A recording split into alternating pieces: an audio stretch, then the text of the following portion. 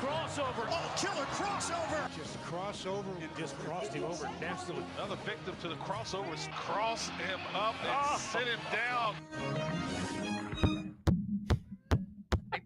Is this on? You don't have to do that. I did that. I just you on, John. I'm told that my buttons don't work here. That's right. So this is going to be the way I find out if I'm on the air now. You have to rely on Nick. That's really good to do. I want to try something quick. Well, these are tough microphones. Well, can I remind people that it's time for the tough crossover powered by Every Level Concrete Repair in Omaha at everylevelconcrete.com. No, do it again. Wow, that is so weird. John, it does. It does suck, actually. Now I'm. Oh, There. awesome. Okay, well, now he's just doing a bit. Oh, God. This is going to be a Insane. problem. Incredible.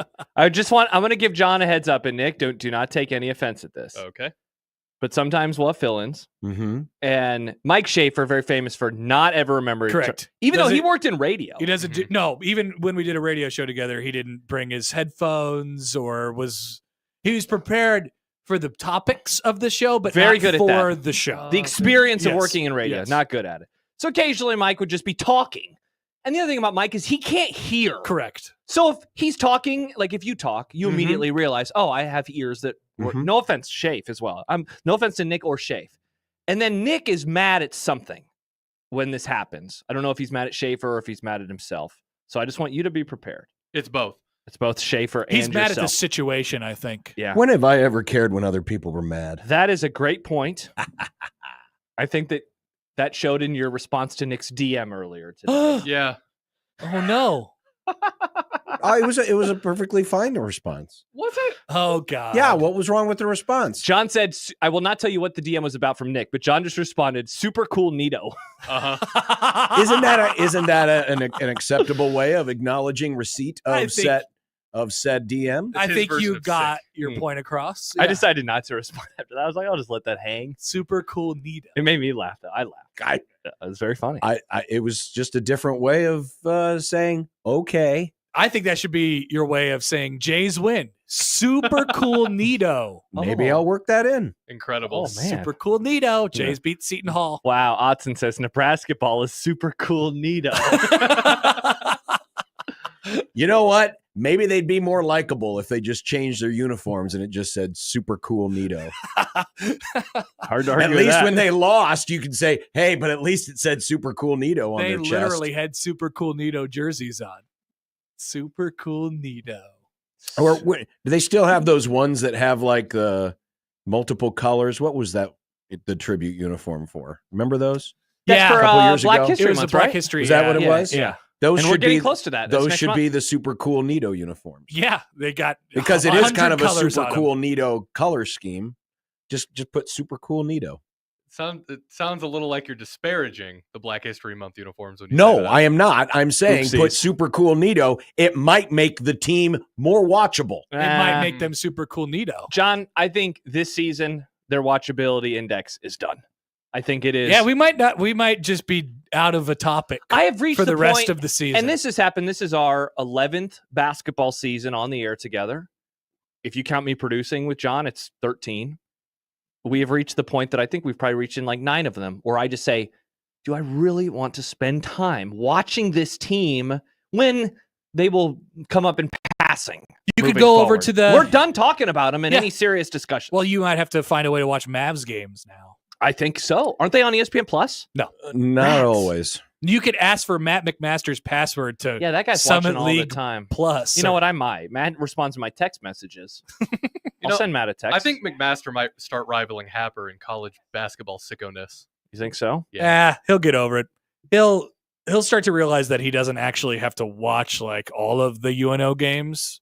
Like I was super big on that at first too. I was like, I got to watch all these games. Yes, UNO. Yeah. I mean, it says it in our theme song. Yeah. Our So- theme song. Ours, yeah, not yours. Yeah. That's what you realize. Oh, it's not in my theme. Uh-huh. It's just an unsportsmanlike conduct yeah. theme. So Yeah. Oh, I is that when didn't- you came to Omaha and you went from a good radio host to a bad radio host? Is that when that many happened? people are saying this. It's all over the internet. It's all over the internet. So Somewhere right in there, that guy became a blowhard. yeah, people do love calling you a blowhard. I know. Yeah. Why are you a blowhard? I don't know because I moved to Omaha. Oh, I was going to say, I think it's because of the color of that zip up, but that's a Kansas City Royals one. Nobody cares about that. results. But yeah, but if he had one like John has on, that's the John, blow hard. blow hard. That's a blow hard zip up, and the hat, blow hard hat. Or is it super cool Nito? Or is it super? No, cool no. Nito? That's theirs. Hmm. I have given Super Cool Nito to the UNL men's basketball team. Da-na-na. Oh wait, Mr. UNL. Dannon should roll that out. Who? Yogurt. Dannon. Thank you, Nick. Super cool that Nito. drop. Super Cool Nito. Super cool. Put it on the court. Nito. Paint it on the court in the end zone. And at least then they'd have something on the court. Mm-hmm. Right now it's just blank with an N. Yeah, what? I thought well, that's they, okay. You could make the N in Nito. I thought they Nito. were. I thought they were putting the state back on the court. What happened to that scuttlebutt? There was rumors on the streets about this. Nah, was Where did that rumors. there go? were no rumors. There were, John. There were rumors. I'd heard- never heard of them. Well, you Josh are a saw the blowhard. rumors. You don't hear the rumors. Us non-blowhards hear the rumors.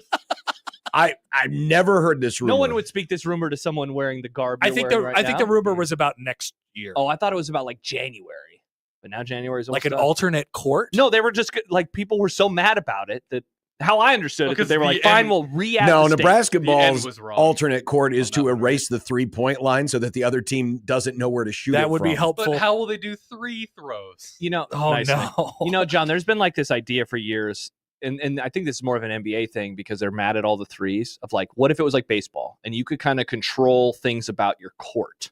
You know, like the 3-point line's further back. What if Nebraska did that? There's a big If bump. they could, would Well, they around delete half- yeah, it but at they their home wouldn't. games? They still wouldn't win because they have to shoot threes. If they could, they would shrink the court down and put a net up in the middle and call it volleyball. And we'll have the best volleyball players. Exactly. That would help them if they did that. And then Nebraska be ball awesome would at have the best. basketball. They would be the best. If Nebraska They would basketball crush into volleyball, yeah. They would crush. If like Illinois had to come in here and play volleyball on Thursday instead of basketball, Oh man, Nebraska would smoke them. Yes. Hard to argue. Yep. Hard to argue.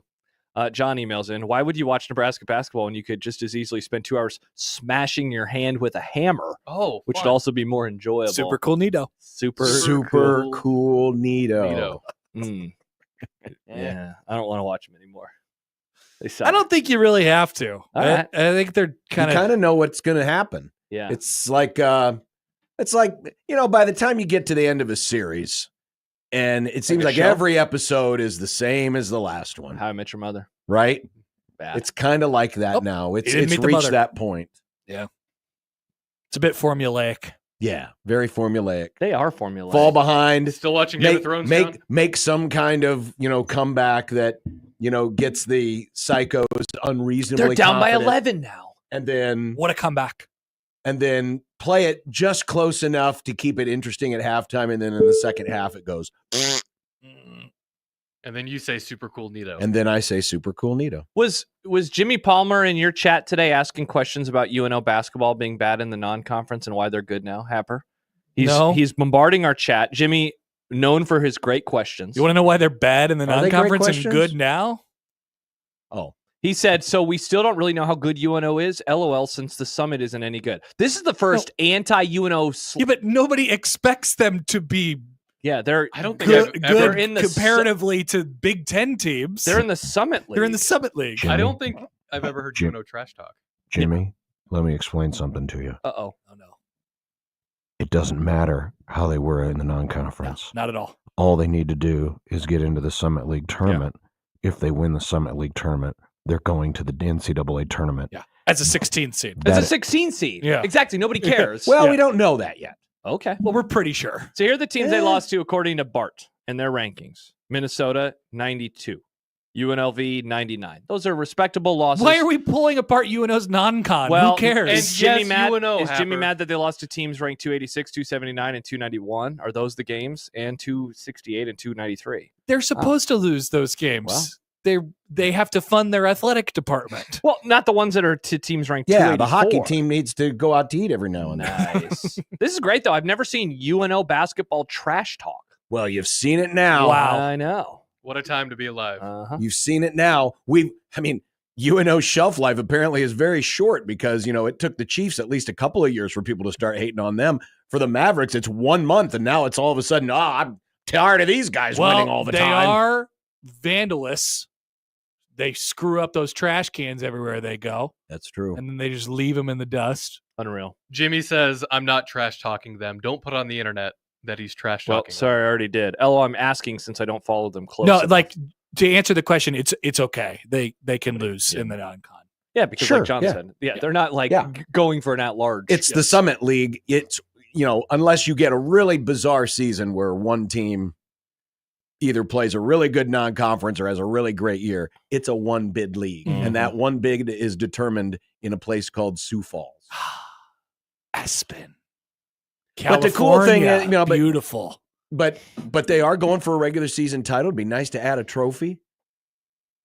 Get Yeah. a trophy, cut down some nets at the end of the season at Baxter. Be awesome. Dude, that would be awesome. Maverick Mojo. I pretty wouldn't cool. dream of fighting it. No, well, he is. It's Jimmy versus the Mavs. Pretty wild. Mav hater Jimmy. Uh-huh. Wait till we tell Jimmy they don't have a football team Oh, anymore. God. John Duncan just says bring back Matt football while we're at it. Oh, no. Then they'd have to go back to D2. Ooh. Did you know they're canceled? Ooh. Hold on a second. What if What if? we could add a carrot and a stick? Now, we all know I love winning Trev. the regular season championship in the Summit League doesn't mean anything towards the NCAA tournament, Mhm. right? Because it's all about winning the Yeah, tournament. you get the 1 seed But to the summit. what if, kind of taking the little bit from the movie that you weren't here to review, Major League? Very sadly. So very sad. I enjoyed that movie. It was a good movie. Did Nick like it? It's a great. Oh, movie. Yeah. I loved it. Really? Yes. What if we did? Whoa. What if Adrian Dow promised, if you guys win the Summit League regular season championship, I'll bring back football? Oh. And so, what are the things that we're pulling off? It's like a picture of a football field. And Yes. it's like, look, it's the red zone. It's now. Well, it's just a Al soccer field Caniglia right now, isn't it? Yeah. John, I love this idea. And then if the women's team wins, then they'll bring back the wrestling too. Would he actually come through Nice. with bringing back the football team? Well, I mean, that's kind of difficult to do given that, it's pretty expensive. Yeah, and they're D1 now, so it there's would some be budgetary even more restrictions. expensive than it was when they dropped it in the first place. Correct. Right. I'm just But you throwing can this say out it. there. I'm just throwing this out there as, it'd be fun. I love to have a prize at the end of the tunnel. Because if anything else, I want the millions and millions of people who have bombarded us over the last 12 years with their emails and their tweets. Wrestling. the UNO Anytime- football fans. Anytime this subject gets brought up, I just want to give them a reason to get their ass to Baxter and watch this basketball Back team. to Baxter. It's a great idea. Mm-hmm. If we can't get them to go because they're just naturally excited for the Mavericks and they'd like to see, the basketball. If we Maybe had this, they'll be excited if we about had this football. about, oh man, if he makes his free throw, we're getting back the football team. And That'd be pretty cool. what was his name? Quarterback Miller, Zach Miller will come back. Oh, remember and his broken leg? yes, Ugh, I do. That nasty. was bad. Well, we can get Greg Zerline. Greg. Yes. He can be the coach. Maybe Coach Buddha would We do got it. some real ball players out there. As long as he talks like that. That's what I want. You think Greg Zerline talks like Well, there's only one way to find out. Nick, let's give him a call. I'll do it. Mm-hmm. that? So he's going to be Lou Brown and, oh, I don't know. Let me get back to you. I got a guy on the other line about some white walls. That was a really good movie. I'm so sad that I wasn't here to talk about it. Yeah, But I couldn't talk. I pulled a John. so what's up with the no voice boys I these know. days? I don't know. It's really weird. Have you Yeah. tried having a voice? Well, it's back now. Pretty Yeah. much everybody that I Congrats talked on the to is voice. like, yeah, something was happening. I saw Rob There's Sims. somebody in my house who's sick. Yeah. I saw Rob the other day right before the game. He goes, so what are you sick with? And I was like, I have no idea what happened. Yeah. Because I told the story. I don't know if I've told you, but I woke up and I watched the rest of the movie. I had like 40 minutes left. I watched the rest of Major League. And then I'm starting to do prep, and I have a 9:00 call with Flan for the game, for the UConn game. Just doing some usual question and answers. And when I answered the phone, I was like, oh no. Because that was the first time I'd spoken all morning. Mhm. Bad times. No voice. No voice. And you were back, had a great call on Saturday. Because I was very quiet on Friday. Mhm. Very little talking with my wife. Did you have some lozenges? Oh, yeah. Get some yeah. Ludens. Oh yeah. Well, I had the leftovers from John Mhm. that he got from Jake Ryan, Mhm. and then I had my own cough drops. That's right. As well. Yeah. Jake was. Yeah, John had to fill in for Jake. Mhm. Not voice related. That was fun. I haven't done PA work in a long time. I didn't know John was on the PA. John was Yeah. on the PA for like 10 seconds. Nice. Yeah. You did like 5 or 6 reads. Yeah, they just do 10 like seconds? Yeah. Wow, he that's did why it we call fast. him 10 Second it John. was He like ripped it was him like off. the FedEx guy. It was like the FedEx guy. 10 Second Read it Bishop. really Hudson fast. now quoting Major League. Even tough guys get sprains. I'm doing the Kent Walgamot. That's not even. No, yeah. That line always kills me. Like, hey, even ball players get injured sometimes. They need massages. Mhm. Good movie. What a movie. Yeah, Great movie. really Amazing was. to hear that Nick liked it. I know. Oh, I loved it. Yeah, we didn't know if Nick would like it. 'cause, Contrarian, it's- Nick would have not liked it. It's very of the 80s. Mm-hmm. Oh, yeah. Bob Uecker kept calling the friends of the feather. Yeah, Yeah. You know, They were the Cleveland Indians. they were. welcome People- to TP Talk. Yeah, people do not forget. Yeah, that was a good movie. And now we're doing last night Risk goes, what's the movie club movie this week? Yeah, what is it? And I go, it's have you already watched it? Oh, Kent was not happy. Really? Kent literally hit his head. Yeah, he did a face palm. What is it? It's was- Jack Mitchell's pick, Uh-huh. and it is the Nebraska ball movie. we It's have called to, it's called Super Cool Nito. we have to watch the game on Thursday. It's called Chasing 3-Pointers. What is the movie? It's the Music Box documentary about yacht rock. Yup. Yeah, And it's called it's documentary, but DOCK, like a boat doc. Yeah. Why? Why did Kent- you let Jack do this? We said he could pick whatever he wants. Whatever he wants. I mean, he that's has what no. we're- He, that was Nick's he idea. has all the autonomy he wants to pick whatever. I gave him the option to pick a movie last time. But You he have to picked, give him parameters. I did. He picked Straight Outta Compton with the parameters, and then he bitched about it the whole time. He He's like, hated I it. want to do a documentary instead. Yep. So So then I'm like, fine, Hey, do a doc. Nick, a positive about this movie. It's like 90 minutes. So Okay. in and out. That's less than a Nebraska basketball game. Maybe Can't I'll we- watch it instead of the game on Thursday. You're making El Kent spend an hour and a half of his life watching this. Well, I mean, He could be reviewing other movies. John says that El Kent face palmed. He punched his face. oh my gosh. We're going to have to upload a video of this for the show on Friday to show Jack what he did. yeah, It's he did. on our YouTube channel Oh, because perfect. I upload the movie club every week. SoneTV.live. Yeah, no, he did. He just pounded his forehead. Nice. Very frustrated. Oh, I was we surprised. I was surprised by the visceral reaction. Wow. Probably reminded him of the Raiders. Yeah, that's true. The Raiders. Here's a topic. John, Topic do you alert. know about libraries? Yeah, my mom was a librarian. Do you know how it works to check out a book from the library? Well, if it's like it used to be, you take it up to the counter and they, I don't know if they swipe a card or they scan something. Do you know how you get and your they card? record it? Do you know how you get your card? Well, Do you have to you- pay them? There's probably a nominal fee nowadays, I would guess. Wow. I thought so too. John Bishop, Connor Happer, handshake You think there's me. a fee to check out a book at a library? Yeah, so did Well, I Happer. thought maybe there was a processing fee for the library card. Nope, Mm-mm. there is none. Happer said the same thing on the show. So He how was the hell are they paying for that damn Death Star Thank that they you, built at the Oh, wrong John. Here we intersection? go. Thank you, John. Here Thank we go. you, John. The anti-tax boys. Interesting. What do you mean anti-tax? That's a- what we pay for it with our taxes. Yeah, it's a public thing. Well, I have long thought I if we did not have understand. libraries I- until now, we would never have libraries. Well, I don't There's have a no problem. way that they would allow Again, such a thing no to happen. problem with libraries. It's But- just in a terrible location. Mm. That's all. That location is better for a library than it is a gas station. You go to the No, library, it's Nick? not. Literally, people drive there. It's an intersection. That's ridiculous.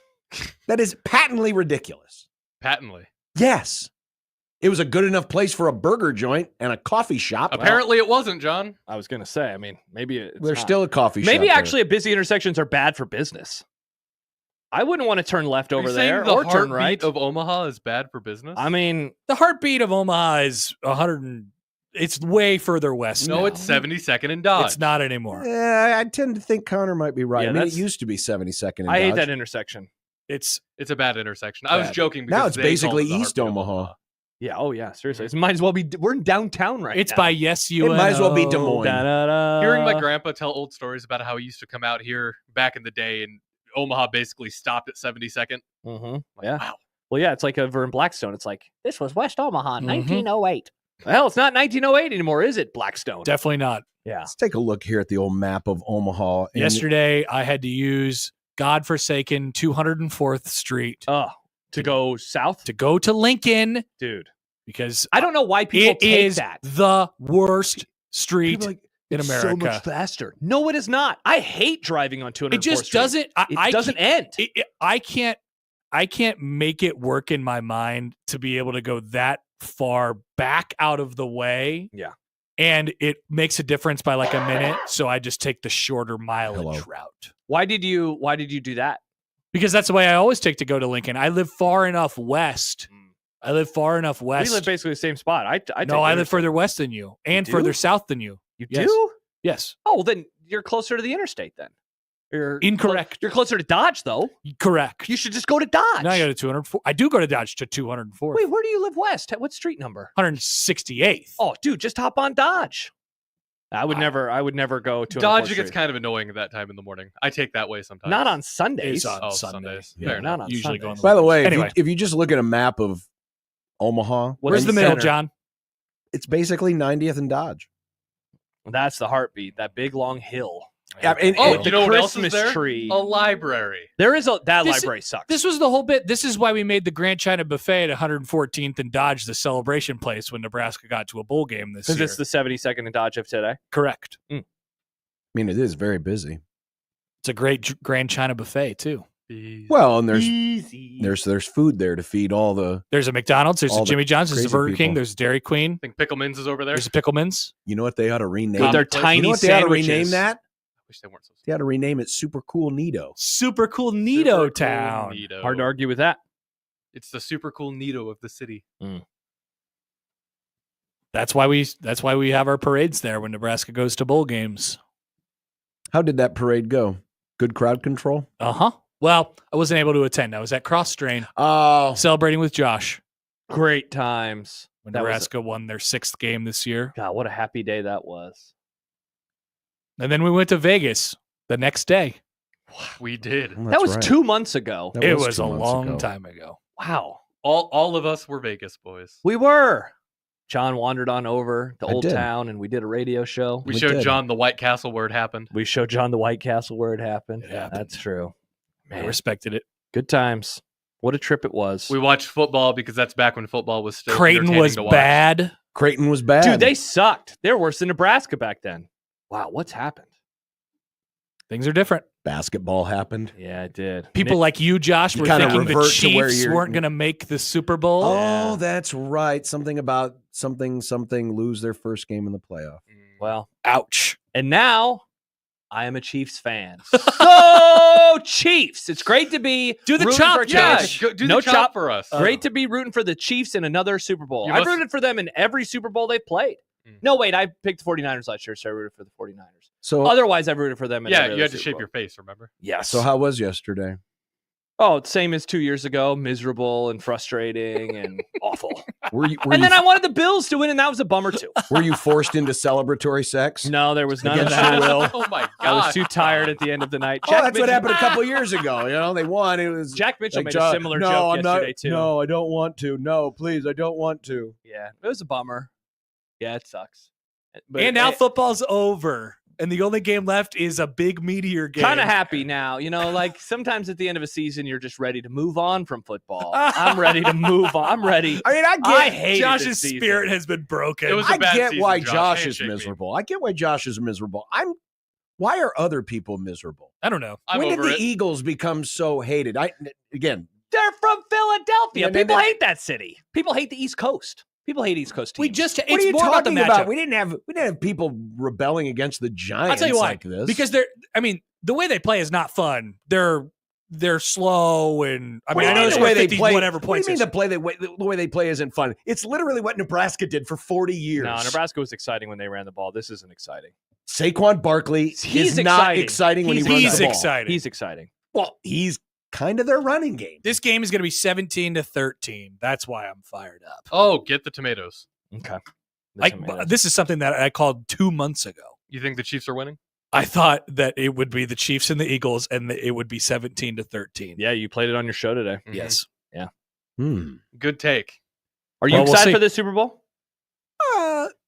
This of all the potential matchups, interesting. of all the potential matchups, Contrarian John. this is the best one. You don't think Easily, not even close. You don't think like Bills Lions would have been better? He's talking about of the I'm championship. talking of the Okay. championship teams. Yeah, this was easily the best matchup because you actually have two teams that can play defense. Washington, Bills. Why'd you pick Washington then? You were so confident in Washington. Well, I thought that So I confident thought he that was. I thought that Jalen was actually Hurts. Yeah, he did not look. But he didn't like look he was injured Hurts. yesterday. You picked the wrong Jalen. I did. I was wrong on that. I Jaden, admit. Jalen, Yeah. whatever. I know. I I do say too. Jalen Daniels all the time. I did just last Yeah. week. actually had to Google it recently. I was like, "Is it Jaden?" Jaden. And I was like, "It is." Okay, I just Yeah. wanted to confirm. Yeah. There's Was a lot he- of J's out there. Brian Kelly was his coach, right? Jaden? No. No? Oh, Brian Yes, Kelly. Yeah, yes. sorry, I thought you said Yes. Chip Okay. Kelly. Yeah, The last 2 years. yeah. Before that, he was at Arizona State. So he overcame. I mean, it's another reason why his story is so last 1 great. year. He overcame bad coaching Gumbo. and turned into a great first-year quarterback. The funny thing is I was like, they're not going to win. They have a rookie quarterback. He was the only reason they were in that game as long as they were. That's true. Other players were pooping their pants up and down the field. So much poop. I love turnovers. Here you go, Eagles. Very strange. Yeah, it was strange. Not a chance. So now the Commanders turn the ball over. SMH. Mm. Can't win them all, chance. Dan, answering your question, John. Two Go ahead. insufferable fan bases. That's Yes. why. I And- just didn't realize that there were that many people in this area who were turned off by Philly fan. we didn't have to deal with the thought Eagles Philly fans. fan. I thought Philly fan was kind of looked upon kind of humorously. Like we watch them and go, hey, look at these idiots. They're They hanging have a on jail telephone at their poles. stadium. Yeah, that kind of They stuff. eat poop when Not- they win. Not that they. Not That's that- what I do when I lose. There's that one guy who says really derogatory things about women. Which one? That's just Philly. Yeah, actually, That guy at the game last week. Oh, yeah. yes. That guy loves the C word. He does. Not in the Australian way Well, either. maybe he's going through a rewatch of Thrones too. Maybe he is. Oh. I don't mind the C word, but man, to some I've random been- person- I don't mind I've been the C randomly word. close to saying it a few times, not because I wanted to, but just you hear it so often on that show that it just kind of gets into your Poll question. vernacular. Do you mind the C word?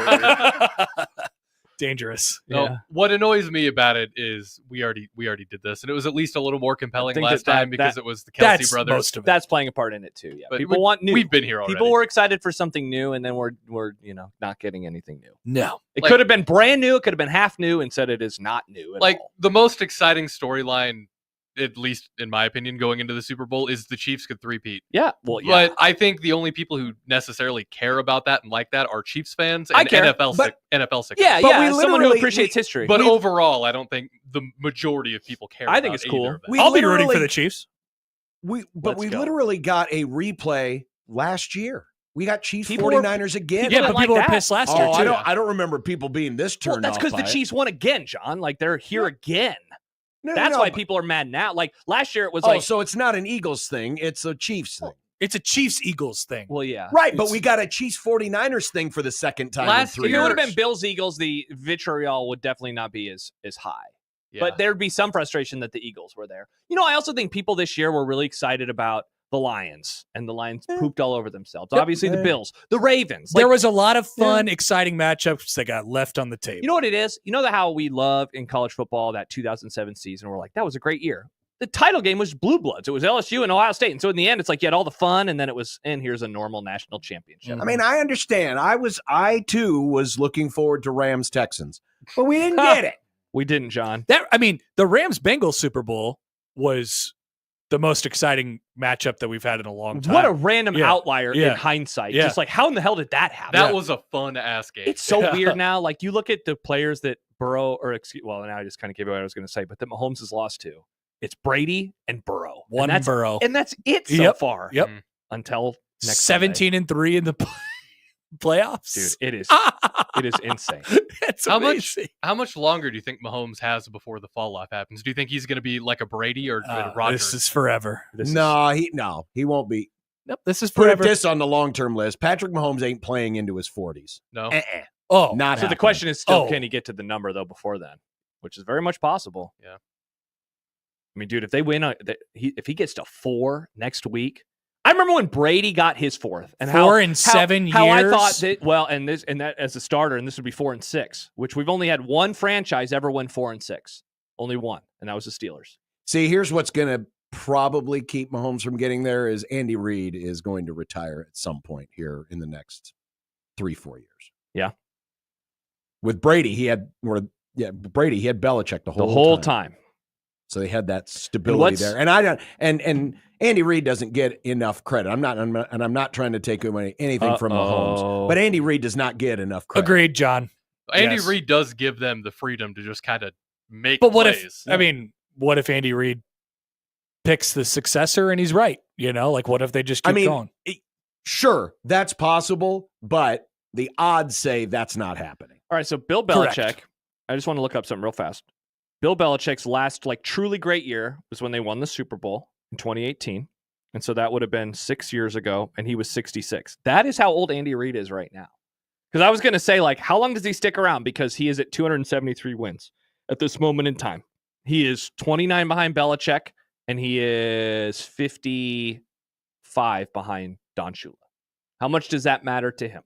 How much does the all-time wins record matter to him? Andy Reid doesn't seem like the kind of guy who would care. Yeah, I don't know, man. You never know. Like if he gets It's hard there, I to bet say. he'd be cool with it. The closer you get to it, you probably go, yeah, I could probably squeeze out one more. Think of it. 50 Coaching wins is hard to give up. Andy Reid feels like more of a in the now kind of coach than a overall big picture kind of guy to me.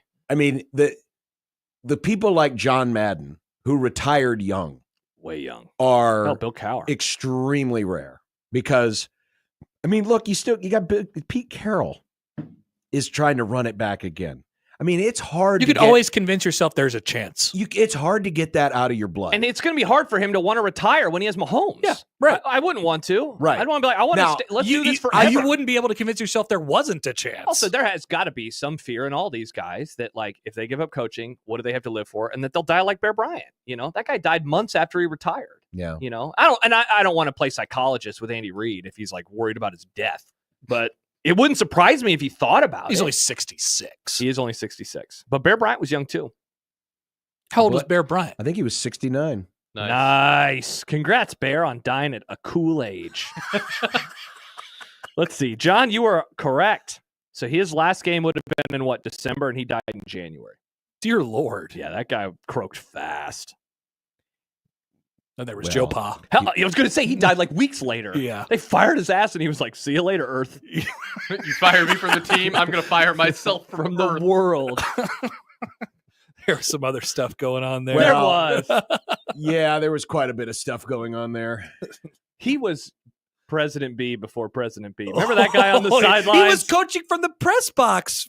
Dude, those last few years. Yeah. He was head coach in name incapacitated. only. He was a hino. Yeah. He was a head coach in name only. Unbelievable. Or that would be a hino. At least Bobby Bowden didn't try to hide it. But remember Bobby Bowden's one headphone he would put up to his ear? Hey, what's going on with the game plan right now? All right. I'll let the real coach check in on this. Yeah. Add another win to my Wikipedia page, please. That's all he cared about. Yep. So odd. I'm interested, not TV ratings, guys, to see what the ratings for this Super Bowl would be. You mean will be? Will be, yes. Yeah. I am interested would to be. see What that. are you predicting something between now and then? No. You think I have a guess, Are you Nick. wondering if they're going to drop? Is that what you're asking? I wonder if they're going to drop. I'm not a TV ratings guy. The playoff ratings have been... Yeah. How hard are we suggesting? Are you here to make a prediction? Oh, let's put this on the list, Nick. Get the tomatoes. Are you only cautiously subscribing? So I'm not a TV ratings guy, so I don't know. In this day and age, a few mil is probably a big impact, right? Here, let me read you what we've had the last few years, so you can kind of decide on what you're thinking. All right. Last year, oh wait, that's the advertise. Good Lord, did you know the ad rate was $10 million? I believe it. Jiminy Christmas. Okay, here we go, Nick. Last year, All right. 120 million viewers. Wow, that is nuts. That is nuts. The year before that, it was 114. And that was actually the first time it had been over 100 in a few years since the first Chiefs Super Bowl. So do you think it will be a drop off from 120 million to less than 100? Actually, if you add a Nickelodeon, it's 121.5 is what it was. Nickelodeon's juicing the numbers. Oh, and there will not be a Nickelodeon There will not this be a year. Nickelodeon this or year. a Fox equivalent. There will not be a Hannity broadcast. There won't even be a good broadcast this year, actually. Yeah, from your lips to God's ears. All right. See, and this is I feel like more people are going to watch the end of the game than the full game, especially if the Chiefs are close to winning. All right, just give us a I know. prediction. Just give us a number. 105. 105. Wow, that'd be a Whoa. pretty big Just drop. give us the damn number. Here's a thought for you. It's I the was second thinking about number this. reference of the crossover. I was thinking about this last night. Almost tweeted it out, and Uh-oh. then people started losing their crap about him again. But has Tom Brady made Tony Romo a better analyst? God. Because I was wow. watching last night's game going, Yes. I am enjoying this breakdown a lot more than the previous. Tony- one. Tony's Wait, like, hold on. Let me bring in Gene. Gene, what do you think? He does just do that. I don't know. Gene, Gene, get in here. Is Gene sitting there the Yes. whole time? Yeah, he's in Yes. the booth. He's just there. Does he's in the Gene is Gene's mic on all the time? They Well, probably- he's in the booth. Yeah, He's always talking. By the way, the last play when Romo's like, yeah, they're not going to blitz, and then they just send the house, and then Nance is like, there's a flag. And, then and it's there like, was not. no flag. Like, woof. That The was conspiracy theorists are going crazy on that, that, one. and who was Nance blaming? Oh, it was the guy. Somebody told me there was a flag.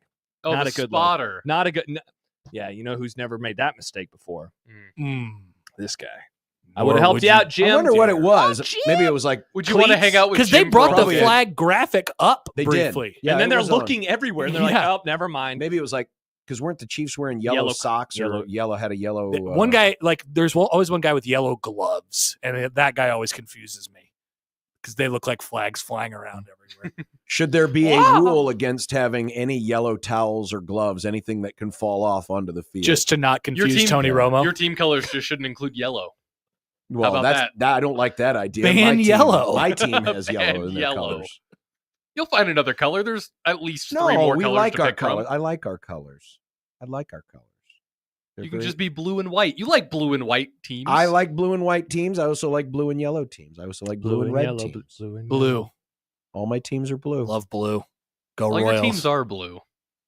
It's very easy for me to keep Oh, wow. track of them all. You're like a Pittsburgh fan.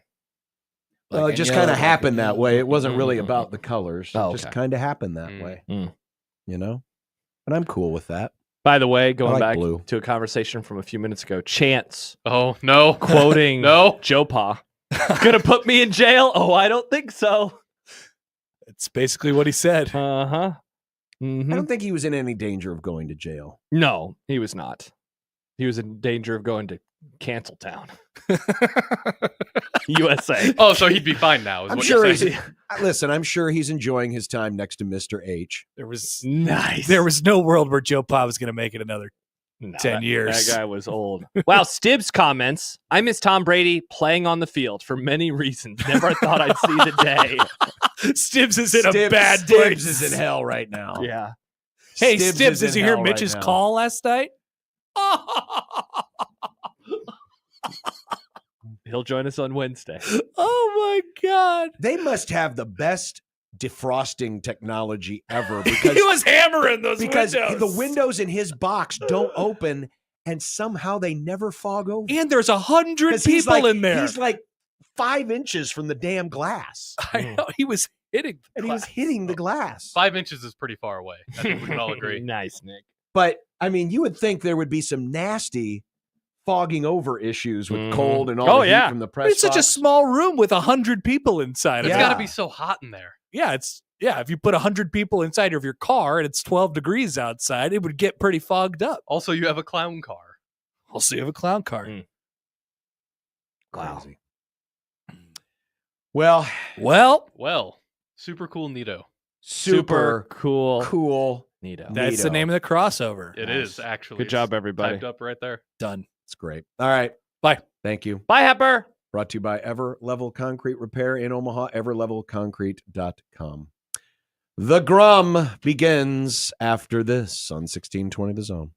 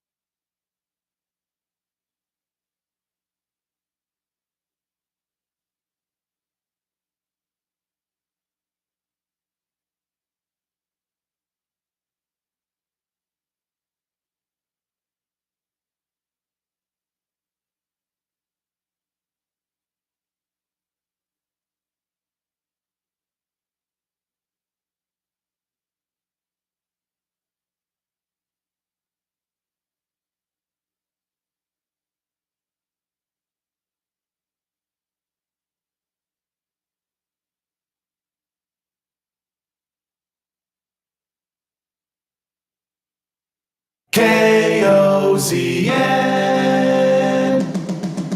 Unsportsmanlike conduct on 1620 The Zone. Husker Athletics, Creighton, and yes, UNO. Don't miss a moment, they'll give you your fix. They're on every day from 2 until 6. Spend your afternoons with John, Josh, and Nick.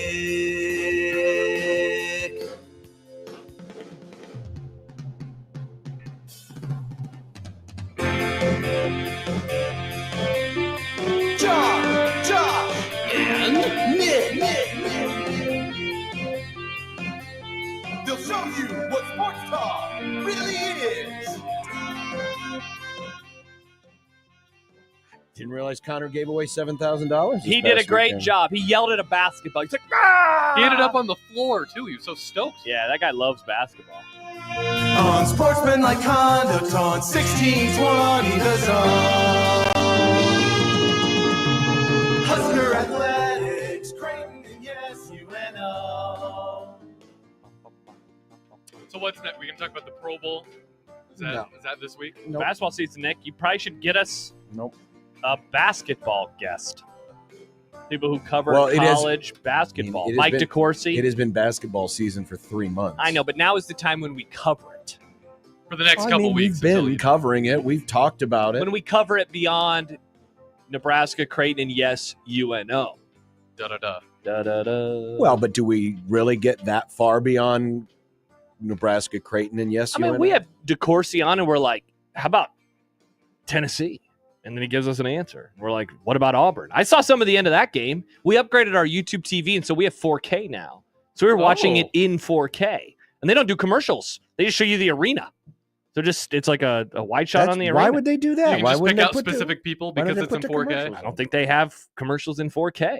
And so that's how it's Oh, done. so is this going to be like how we first rolled out HD TV, where it's all like on separate little channels, and Mhm. and then slowly but surely? Yeah. Of course, Like yesterday, haven't only we the had- NFC Championship game was in 4K on YouTube, not the AFC. Haven't Weird. we always? I mean, 4K has been around for a few years. Well, How come it's taken so long Well, to? it took HD a while. Didn't yeah, it? It didn't Oh, take that long. it did. John is remembering HD incorrectly, in my opinion. No, I The thought first HD time took a while. It did. It was It there didn't for take- John's first Super Bowl win. I don't remember watching high def, though, until like 05. It probably didn't become standardized until everybody was forced to switch over. It took a Well, no. long time. Yeah, but I'm not talking about when it became standardized, because that was the switch to digital TV from analog. I'm talking about how, because for a while there, if you had cable, most people did at that time, you had the HD channels and the SD channels, Mm-hmm. right? Mm-hmm. And there were only just a handful of HD channels. Correct. We haven't even gotten to that point yet with our cable. It's just 4K events, not 4K channels right now. Yeah, I just went and looked on YouTube TV. The next 4K thing that I can watch is, oh, Nick, get ready for this. The NBA game of the day. The Detroit Pistons versus the Cleveland Cavaliers tonight at 6 Why o'clock. the hell would you waste 4K on that? Great question. You made me excited. I thought you were going to talk about something that I liked. Nope. Let's see. Also tonight, Iowa at Ohio State for some reason. Oh, go Hawks. Also in 4K. Tomorrow, Marquette versus Butler. And then this weekend, Chelsea versus West Ham United. That's soccer, John. Is it West Ham or Westham? West Ham. Yeah, so kind of like West Ham. Hmm. So yeah, that's what we got coming up in 4K. And then the Super Bowl next week. And then who Hmm. knows what else. Okay. So not a whole lot of stuff. CBS apparently doesn't have 4K. I mean, I'm aware that, it takes up more space and whatnot. I'm just curious More as to why bandwidth. Mhm. it's not as available yet. It'll This get many there. years in, as HD started to become available. Yeah. But, hey, whatever. We'll get there someday. Whatever trips your trigger. We'll get there someday. Are you like my dad? Did you not even notice? I don't notice a difference. No, I noticed a huge difference. I was like, this looks amazing. Plus, you know Wow, what else? Josh Peterson, the Philadelphia No, I Eagles didn't say look that. amazing. I like the sharpness of it. What was cool about the Saturday night broadcast is they didn't have a million bottom line graphics, and so it was just the score bug. And I was like, this is nice. Because What- apparently they don't have the bottom line in 4K right now. What was the Saturday thing you were watching? It was Tennessee Auburn basketball game for some reason. I Yeah. see. We turned something on, and I was like, let's check it out because we had literally just upgraded. Like, let's see what it looks like. And I was like, okay, I do notice a difference because we switched it back to the regular HD, and John, it looked like doo-doo, comparatively speaking. I can't imagine what regular TV would look like in that same time. Really? Yeah, indeed. There you go. Weird. And that's the boys talking 4K. 4K. 4K. 4K. Mm-hmm. Clarence says 4K is not a broadcast standard, so no push or need to move it at any rate of speed. Yeah. I Not yet, want at it. least. Yeah, I know. Seriously. I want it. I think the issue is that it is a difference. There is a difference, but I don't think the jump from regular high def to 4K is as big as the jump was from 480p was to HD. Because remember, that was also the screen was going from 4:3 to widescreen. So like that already you were like, whoa. And then the sharpness level was way different. This is definitely, but I do think you have to have an eye for it because otherwise you're like all of our dads, not my dad, but other dads. I don't see the difference. I can't tell. What are you talking about? It's literally their bars on the side. How do you not see it different? I don't see a difference. But I think that's probably a part of it too. The Grum Down is brought to you by the Rooferees at John Higgins Weather Guard. This Grum Down is not brought to you in 4K. No, not yet. It's the Super Bowl America wants. Contrarian John. Chiefs versus Eagles. This is amazing. How you find your way to just go to zig when everyone else zags. What do you mean everybody else? I wanted to apologize. You're the first person that I've heard today that is, my wife is, her team is in the Super Bowl, and she's like, I wish it wasn't the Chiefs. And her team is in the Super Bowl. And yet you're the one, the bastion of America, who's like, this is going to be pretty cool. It's going to be the best matchup possible. Maybe. Oh, definitely. These Man. teams actually know how to play defense. This Lions erasure is making me very, very sad. What, there's not. They No, were I'm talking, really good this I'm year. talking about the teams that were in the NFC Championship or in the championship games. I'm not talking about any of their previous teams. Because if I was going to be talking about the other previous teams, there ain't no damn question who the second best team in the NFC was this year. And it sure as hell wasn't no damn Detroit Lions. It was my team. Wow. Jeez. Wow. Because we don't need to bite no kneecaps. Wow. We were this close to knocking off the Eagles. Yep. This close. What happened? You didn't run the ball. Why didn't they run the ball in I that don't third down, know. John? Do the Chiefs get all the calls? You Oh, know, man, I we love were ref so talk. close. We were so close. We were so close. I mean, sure, there was that. Was it an interception? Was it a catch? Was it an incompletion? But that was. John, I'm confused by the debate about that play. I thought it was a catch. I'm sorry. Thought it was a catch. I thought it should have been an incompletion. They hit the Okay. ground. Thought he controlled it, But though. either way, the Chiefs would have Either- gotten a first down on a holding They penalty. wouldn't have. Yeah. Who knows how it would have ended up? Yeah. It certainly wasn't as impactful as the fourth down. So you have a study on all the Well, I calls? don't have a study, Oh. but I have a theory. Oh, I have a theory. sure. This will make people very happy No, on this both is- sides. I am proud of myself as one who has proud boy. Oh, no. assailed refs in the past for their incompetency, and Yeah. rightfully so. So you're going to go even harder in the paint? No, You're was gonna be a very, contrarian I here, was too? very proud of myself for my level-headed, balanced approach to why it seems, I'm using air quotes, Chiefs fans, why it seems the Chiefs get all the calls. So dare I say, John, you will report and they will decide? Yes. Is that what's going on here? Can't wait for I mean, this. most Let's of them get probably aren't Gutfeld. smart enough to decide, but Who's they? Is this the Chiefs fans? Or I'm just saying they in general. Nice. I'm not necessarily pointing at any one fan base, Okay. or maybe I am. Oh, That's also for you to decide. let's find out with this topic later on. Is Josh Allen doomed as the next Dan Marino? Yikes. Tough. Sad. The Omaha boys, Hell yeah. stock up. That's where I'm from. The Lincoln boys, stock down. Yeah, you are from Lincoln, and the stock on you has definitely dropped recently. So I understand what you mean there. No, it You're hasn't. complimenting Nick and me. Thank you, because we Aw, are thanks, of John. Omaha. Though I think Nick's driver's license is from Iowa. No, it isn't. Nice, Nick. It hasn't been for a while. It's All from right. Oregon. It's from Oregon. I actually Nice. just updated my address. It's really cool. You don't even have to go in to do that. Yeah. Yes, duh. That's awesome. Everything's on the internet now, Nick. I mean, when I first got the Nebraska one, I had to. You could sell your kidney. Oh, I do need money. Jack Mitchell is in the green room. March is for baseball. No. Yes. No. Yes. Yes. Hey, stay tuned for a slice of college baseball coming soon. When does that crappy segment? I mean, new segment I look start? forward to this. I look forward to seeing what Nick does with I it. thought you were mad when I gave it up to him, and now you're excited. No, I'm mad. I'm mad in general because once again you're giving up work. But I'm happy that someone's taking up the baton who actually cares and nurtures. You don't want to hear about said product. teams that I mean, won't make you're- the cultural you're- series. you're I the- picked up yeah. the baseball baton. Hey, Josh, stay tuned. You're the one that throws the litter of puppies in the trash can. No. He's the one that picks them out and gives them nice, clean, warm homes. I'm I going to nurture love- your puppies. I love puppies. I love I'm puppies. going to feed them milk.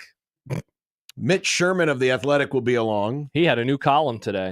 Congrats, Husker fan. You're still a blue blood. In what? Volleyball. Volleyball. How many Husker coordinators equal one Jim Knowles? Yeah, dude, that topic of mine of why will Nebraska not spend money like a serious program, I think continues to age spectacularly when we watch Penn State do exactly that. Exactly that. And they should have made the indecent proposal. Oh, I don't even know what that's in reference to. Oh, you'll remember it. It'll jar. Your memory will be rejarred here. All right. The Jar Boys. Coming up in the final hour today. Baymon about me says that I'm delegating. Excellent word. I am delegating. I have now accumulated enough power at the station that I get to ask Nick to do something. I that asked you, though. I'm like, Josh, please, sir. And I I had said- tears in my eyes. That's true. I was drinking Japanese whiskey. That's true. Hey, can we take a look at the NFL preseason predictions? Who's buying me lunch in a couple of weeks? Because I think I have both teams in this stupid Super Bowl. I think so. Yikes. Gosh, I've never been so sad to be right about everything. Tough look for you. I'm pretty amazing. No, you're not. Pretty amazing. What do you There's mean? nothing amazing about you. You thought that they were going to fire Sirianni. Now he's in the Super Bowl. You said that. I know.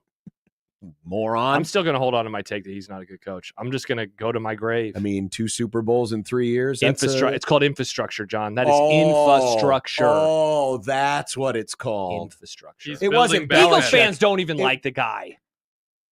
Eagles fans don't like anything. That's true. They rush for 2 yards on first down and they start booing everybody. Boo! That first run by Saquon was something else. Oh man, it's just disgusting. Ah, the Mrs. the Peterson has opined, babe, give it up. Nope. Oof. Oh, wait, is that you giving up on your bad take, or is that, babe, you need to give it up because I'm still anticipating my celebratory Why does she sex? show up when nice? Why does she show up when it's time for her team to get celebrated? And then I say something disparaging, and then she is always there. But when the Eagles are bad, which never happens anymore, nary a comment to be had. John. Far be it from me to suggest anything for what you should be doing in the bedroom, but might I suggest, Mrs. Peterson, that next time relations are had, you need to just have Fly Eagles Fly playing in the background. Yikes. You did leave something off of the Grum down, John. Probably because It you probably didn't. has a good rhythm you can, Nice. Nice. especially that beginning part where it goes boom, boom, boom, boom. Well, Josh is done by the third boom. Hey! You left something off the Grum down, probably because of all the graphics. You didn't have enough room to actually fit this on there. All the zone logos Yeah. up and down the side. We have a 4-pack of tickets to the Omaha Supernovas and Columbus Fury match this Friday. Super cool, neato. This is awesome. It is awesome. So how are we giving them away? I have a trivia question. Oh, are you asking it on the air? I will, but not yet. I Okay. have to listen. Stay tuned. Wait, you're actually gonna make people work for these, except for your silly. Let's take caller 1. Yes, John, I am. Wow. For the record, I like the early callers. I think it I think that's ridiculous. It's about I think it's skill. lazy. no, it's about skill to who can There's get no in first. skill. Who can get in first? Get good. John, with this phone line now, it's probably good to go a lower number than a higher All number. the cascading. It's tricky for me. I to- like the cascading. It makes pretty lights and colors on the phone. It does. It I think. looks like Christmas. It does. Christmas in January. By the way, the boys are supposed to be taking down the last of the Christmas lights today. Oh, you're going to make the kids do it. Jiminy Christmas. Exactly. Well, look, you made my wife leave the chat because you were being For horny her again. own good. Because you were being horny For again. her own. I'm not. No, I'm not. I was just making a suggestion. Interesting.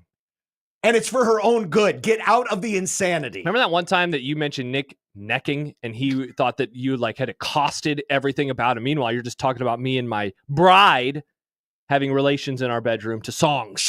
It wasn't necking. It was when John said Her team tonsil won the hockey. championship. Tonsil hockey, yes, and you thought that was Her sex. team won I the thought it meant something championship. else. She should be happy. Yeah, I know. She should be. I mean, I realize having to lay with you is probably a depressing thing. Well, that's why we have a king size bed, because then she could lay far away. Doesn't have Oh, to is get that close. where you banish her? Did you build a wall was of no- pillows last I night? did have a pillow that I was cuddling. Did you build that wall? No, no. I am not going to celebrate your team's success. I hate you. I did not say any of those words. Well, I was definitely thinking the first part. I was definitely thinking the first part. They're going to win, though. The Eagles are winning the Super Bowl. You might be right. They're winning the Super Bowl. I even have a score already. Wow. Yep. I can't wait to hear it. Yep, I'm only hear it next Friday. Oh, you're going to wait. I mean, okay, 33-30, Eagles. Wasn't that the score of the one they lost to the I think Chiefs? it might have been, actually. It was somewhere around there. Wow. I was even thinking of 41-33 because that's who they beat the Patriots by, but it's going to be a high-scoring game, I think. Saquon will, whatever record, we should go to break. We got to talk to Jack. But he's going to do the thing that we talked about last week. Okay. Yeah. 402-951-1620. It's the hotline. It's brought to you by Pain. Oh, the pain hotline. It's brought Yes. to you by NFL Replay. Nice. Oh. That'll be good. You can hit us up in the JTech Construction Zone Twitter page at USC1620. Nice. You can hit us up in the email, Equitable Bank inbox. At Equitable, we take banking personally, answer the phone on the first ring. Mr. Depressed. Jack Mitchell joins us Oh, next. I thought you were talking about me. Yeah. You seem in decent, all things considered. I can raise my game. I can put on my game face for the Grum. You've put on a good game. I bring it every day. You During put on- commercial let's see what happens to me during commercial breaks, though. Good point. Yeah. 1620 in the zone.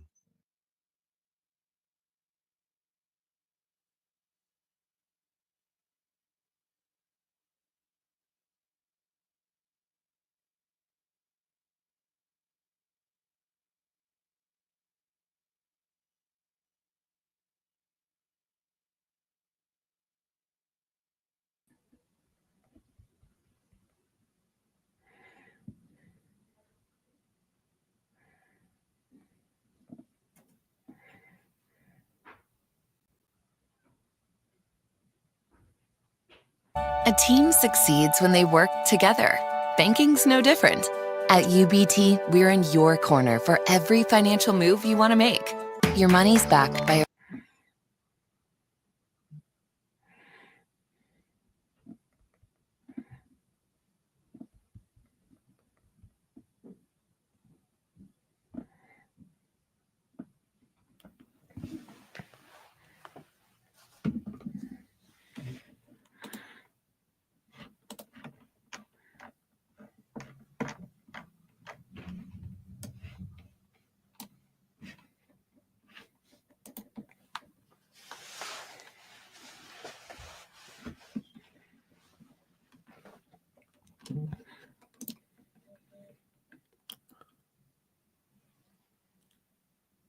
My credit card number. It's. Let me get it out here. I'll read it to you. Hold on just a sec. It's 437 696969. I know that I'm on here. Got your ass.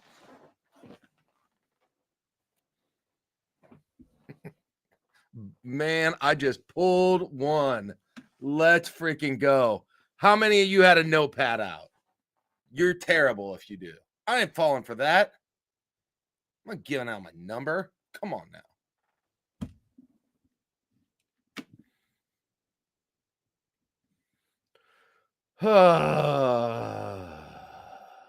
Hello, Chance. Hello, Theo. What's up? Kenneth, shout out. Thanks for the warning. Severance. Episode. I got half of the second episode to go. I started it. What was that? Saturday night, and then my wife and daughter got home, and I never picked it back up. So.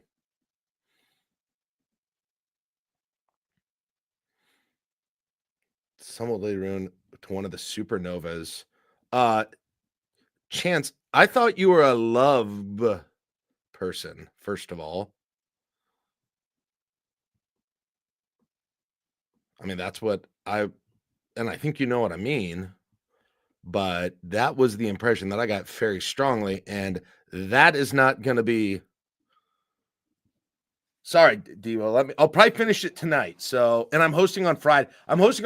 So I don't know if I know Josh likes to talk shows that have spoilers on the air. I feel a little guilty doing that because I'm so slow watching. But with them doing a show every week, I'm actually a chance to get picked up. Well, Jordan said no. I mean, the one no. Come on now. One no. I go both ways.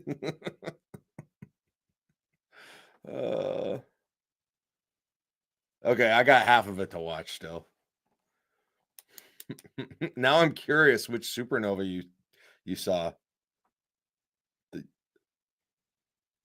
Like the Yacht Rock movie choice. I thought we were doing the Woodstock one, or have we decided? I don't know. Has it? Can we get a basketball update? Yeah, Kenneth. How's that? There's your update. DM it to you. No, I want to guess.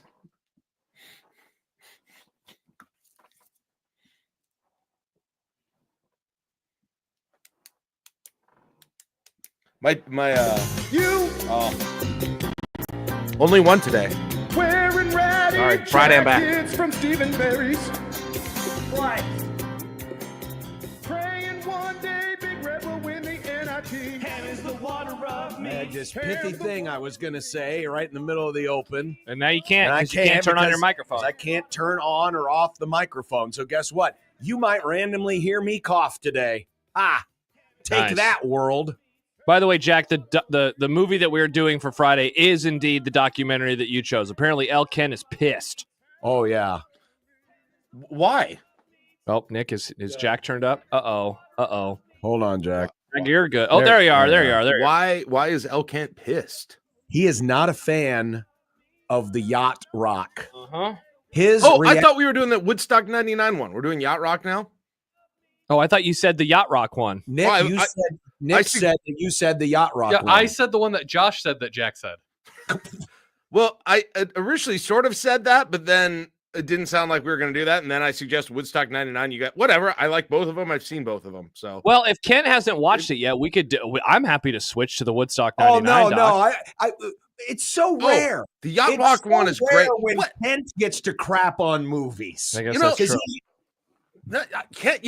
That might set up kind of a me and Kent. You know, people forget me and Kent used to kind of be like this a little bit, right? Bishop. Oh, Bishop, you remember this? We had the whole sort of beef about storming the court. You remember that? Like, if you go search my interactions with Kent online back 10 years ago, there's a little bit of tension, and this is when Jack had a feud with everybody. Do you think, I Steve Sipple unfollowed you in solidarity with Kent Walgamot? That could be. There should be a documentary on that. What led up to that? Good point. Good. What if I told you that Steve Sipple unfollowed Jack Mitchell because Kent Walgamot held a gun to his head and told him to? No, I don't. You're right. I don't have am I getting too friendly in my older age? I did used to have a ton of beefs, John. You're right. Are you friendly? Did we miss something? Shut up. All we need to do I'll is start a beef right now. Nice. We need to invite Dino Winter to did this that right. party, and it'll be just wonderful. I mean, I had a decent amount of beefs, and now it's just boring old Jack. Everybody loves him. Now, I will say this.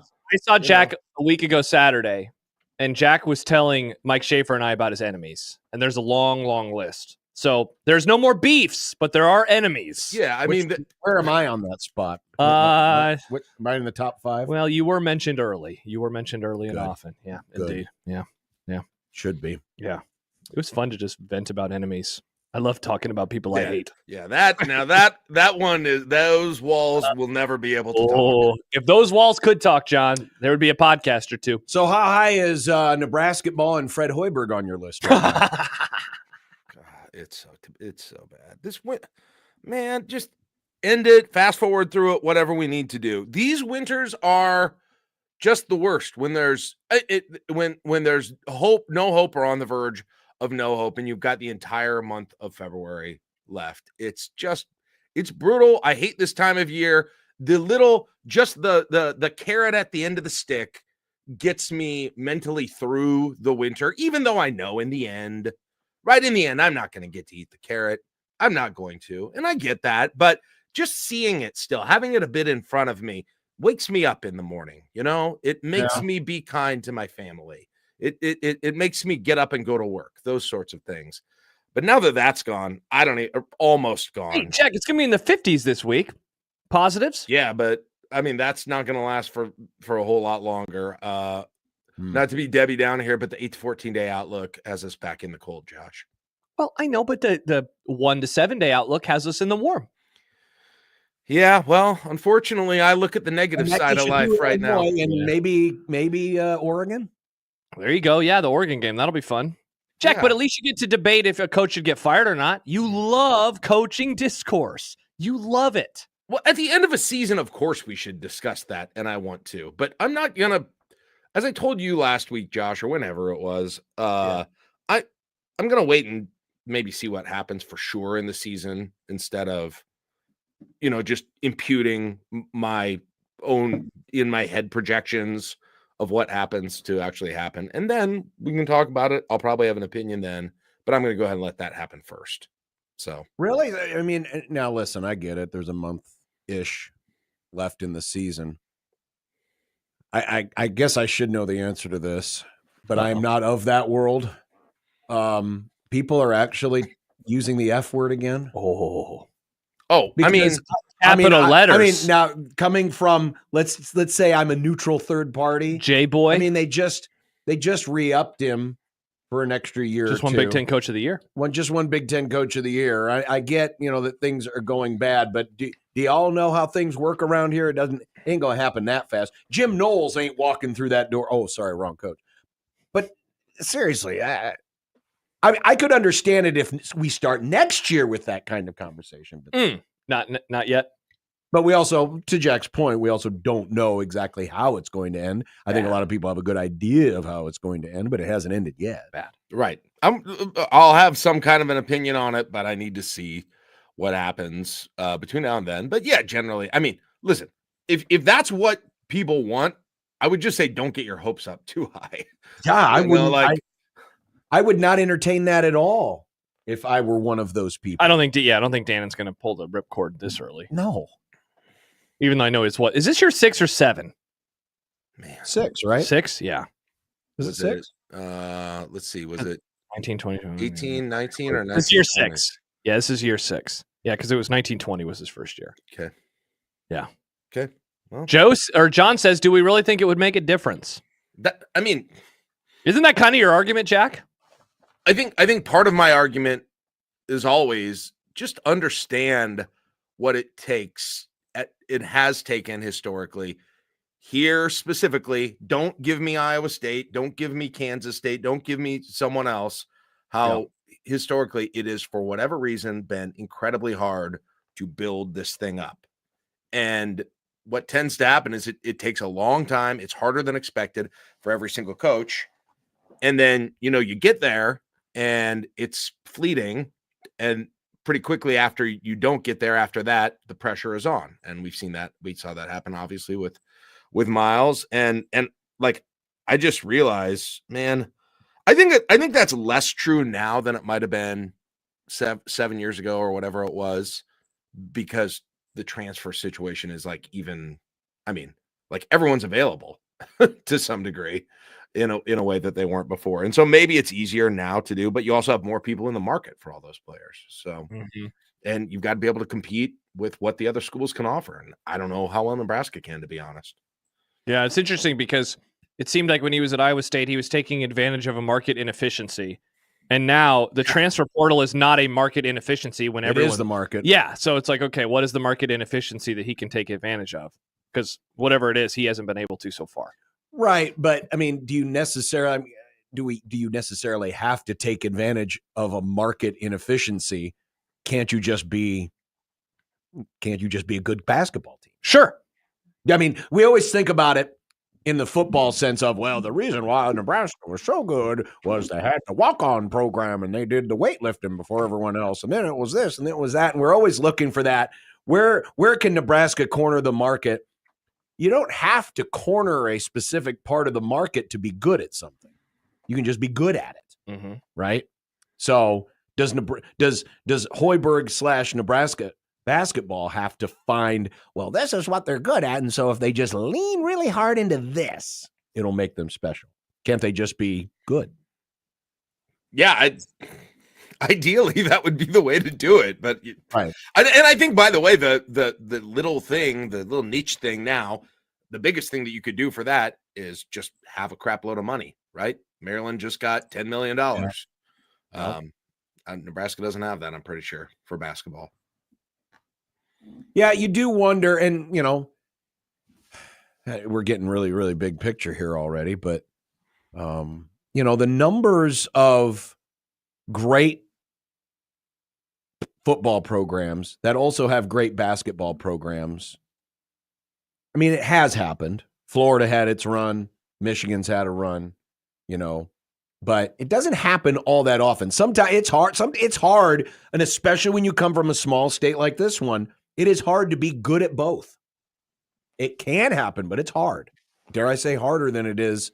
Well, they haven't even been good at one of them lately, Well, but I'm saying go back to the 90s, right? Yeah. At the same time, the football team was doing pretty well. The basketball program was doing pretty well. But that's hard to do. Sure. Right. When you're coming from a smaller state. Yeah. Well, I mean, look, there's plenty of time to have that conversation after the season is over. Right now, I would just people focus on my sadness, how this is affecting me. These are the things that I would like to be the conversation, be the conversation now. So, well, let's tackle this. This is a fun topic from Charles. Topic alert. Applebee's, if Nebraska was a mid-90s mass consumption family restaurant, which one would it be? Nebraska ball Applebee's. What is Nebraska ball Applebee's? Oh no. Do we want the answer to this question? Well, what are we? We're looking for something that is. I mean, that it's got. I don't know if they had one around here. Could it be like Sirloin Stockade? We had a Sirloin Stockade in Fremont once. It was kind of a. It was kind of a one in Sioux City. Yeah. I'm not. That is a deep question. That requires some second and third level thinking that I'm not sure I'm equipped to do right now. Well, what was the thing this weekend? Because whenever I think of Jack, I think of Palpable Buzz with food. Mm-hmm. Palpable was in the news with something this weekend. I thought it was, but now I can't remember. I feel like something there was a palpable blank about something in the news, and now I can't remember what it was. And I just searched palpable and news, and there was nothing, sadly, that showed. I don't understand what you're saying. I'm going to be honest. All right, well. Dave's suggestion of what Nebraska ball would be as a family restaurant, USA Steak Buffet. That's not a bad one. Adam, we do not denigrate the good name of Sizzler on this program. Sizzler had its moment. I went away satisfied from Sizzler a lot of times. So. I did too. Kenneth says Nebraska ball Applebee's is just a fast food place that serves you heaping piles of poop and you're forced to stomach it. It's like a pizza place where they make this pizza in front of you. No. Listen, hear me out on this. They make a gourmet pizza in front of you, and it looks amazing. And you're like, man, this place it's kind of cheap. This is going to be cool. And you get it, and they put it in the oven for you. They give you a number. You sit there and you wait, and you're getting really excited. And then all of a sudden, they come out and they bring it to you, and they're going to give it to you, and then they throw it on the floor and they tell you to leave. I was going to suggest maybe it's CC's. Well, that's what Tony says. Nebraska CC's Pizza. All of these that's pretty. I mean, it's cheap, but it's pretty disappointing. I loved it in high school. I bet I would hate it now. Yeah, I loved those. Like, well, this place is amazing. I mean, there's frozen pizzas that are better than that. Yeah, not great. I don't know. Keep thinking, folks. Yeah. If Nebraska ball was a mid-90s family restaurant, Max says Chuck E. Cheese. Baymon says it is Cheddar's. You go in hearing how it is homemade and delicious, and it never fails to disappoint. I've only had Cheddar's one time. I only had it the one time, and I didn't hate it. I didn't hate it, but it was like, eh. I don't know that I've had any restaurant experience that's heartbreaking enough to actually make this comparison. You do love bad restaurants, so that makes sense. Yeah, that's. I think J-Man might have the answer. Nebraska ball is Platform 3. Oh, we got to watch Platform 2 No, first. we don't have to watch Platform 2. Hey, Jack, I wanted to ask you a Super Bowl question because your youth featured multiple rematches in the Super Bowl. You got to see a 49ers-Bengals one, of course, the Cowboys-Bills in back-to-back years, and now we're getting Chiefs-Eagles again after getting Chiefs-49ers for the second time in a few years. Interest level. John seems to be cool with this. He's the only person I've heard from that is cool with this. Are you also cool? I'm not. I'm more cool with it than I was Cowboys Bills repeating for sure. Because that was inevitable, and you knew the Bills weren't winning. And it was just I don't don't know. make the argument that the Eagles will win this game. They will. I don't know why, but Cowboys Bills got really uninteresting to me at some point. Well, because I can't the remember first if one that was such a disaster for the Bills. Yeah. And then in the second one, the Bills kind of teased us for a half, and then it was like, "Oh no, you're not winning." Just kidding, we're the Bills, right? They ended up being blowouts, but I'm like trying to remember. I remember just being crabby that there weren't new teams in the Super Bowl in those years. Well, by that point, that was the Bills' fourth in a row. Yeah, so it got really old. So I guess, I mean, it's the Chiefs' third in a row. So they've been winning instead of losing. But yeah, but I agree with John. Like I think I'm good with it just because these are the two most interesting teams, to be honest. If you don't have you don't think so, Josh? No. You don't think these are the two most interesting teams, like the most must-watch teams to me in the NFL? Really? Man, and look, obviously I hate the Eagles. So like that aside, but the Lions were like super fun this year. They were really interesting. They won 15 games. I know that they had all those injuries, but like a month ago, we were like, look at them. They just got past the Vikings. Like everything's fine. I don't know. I feel like we are forgetting now a very short while after the regular season how fun and awesome the Lions were.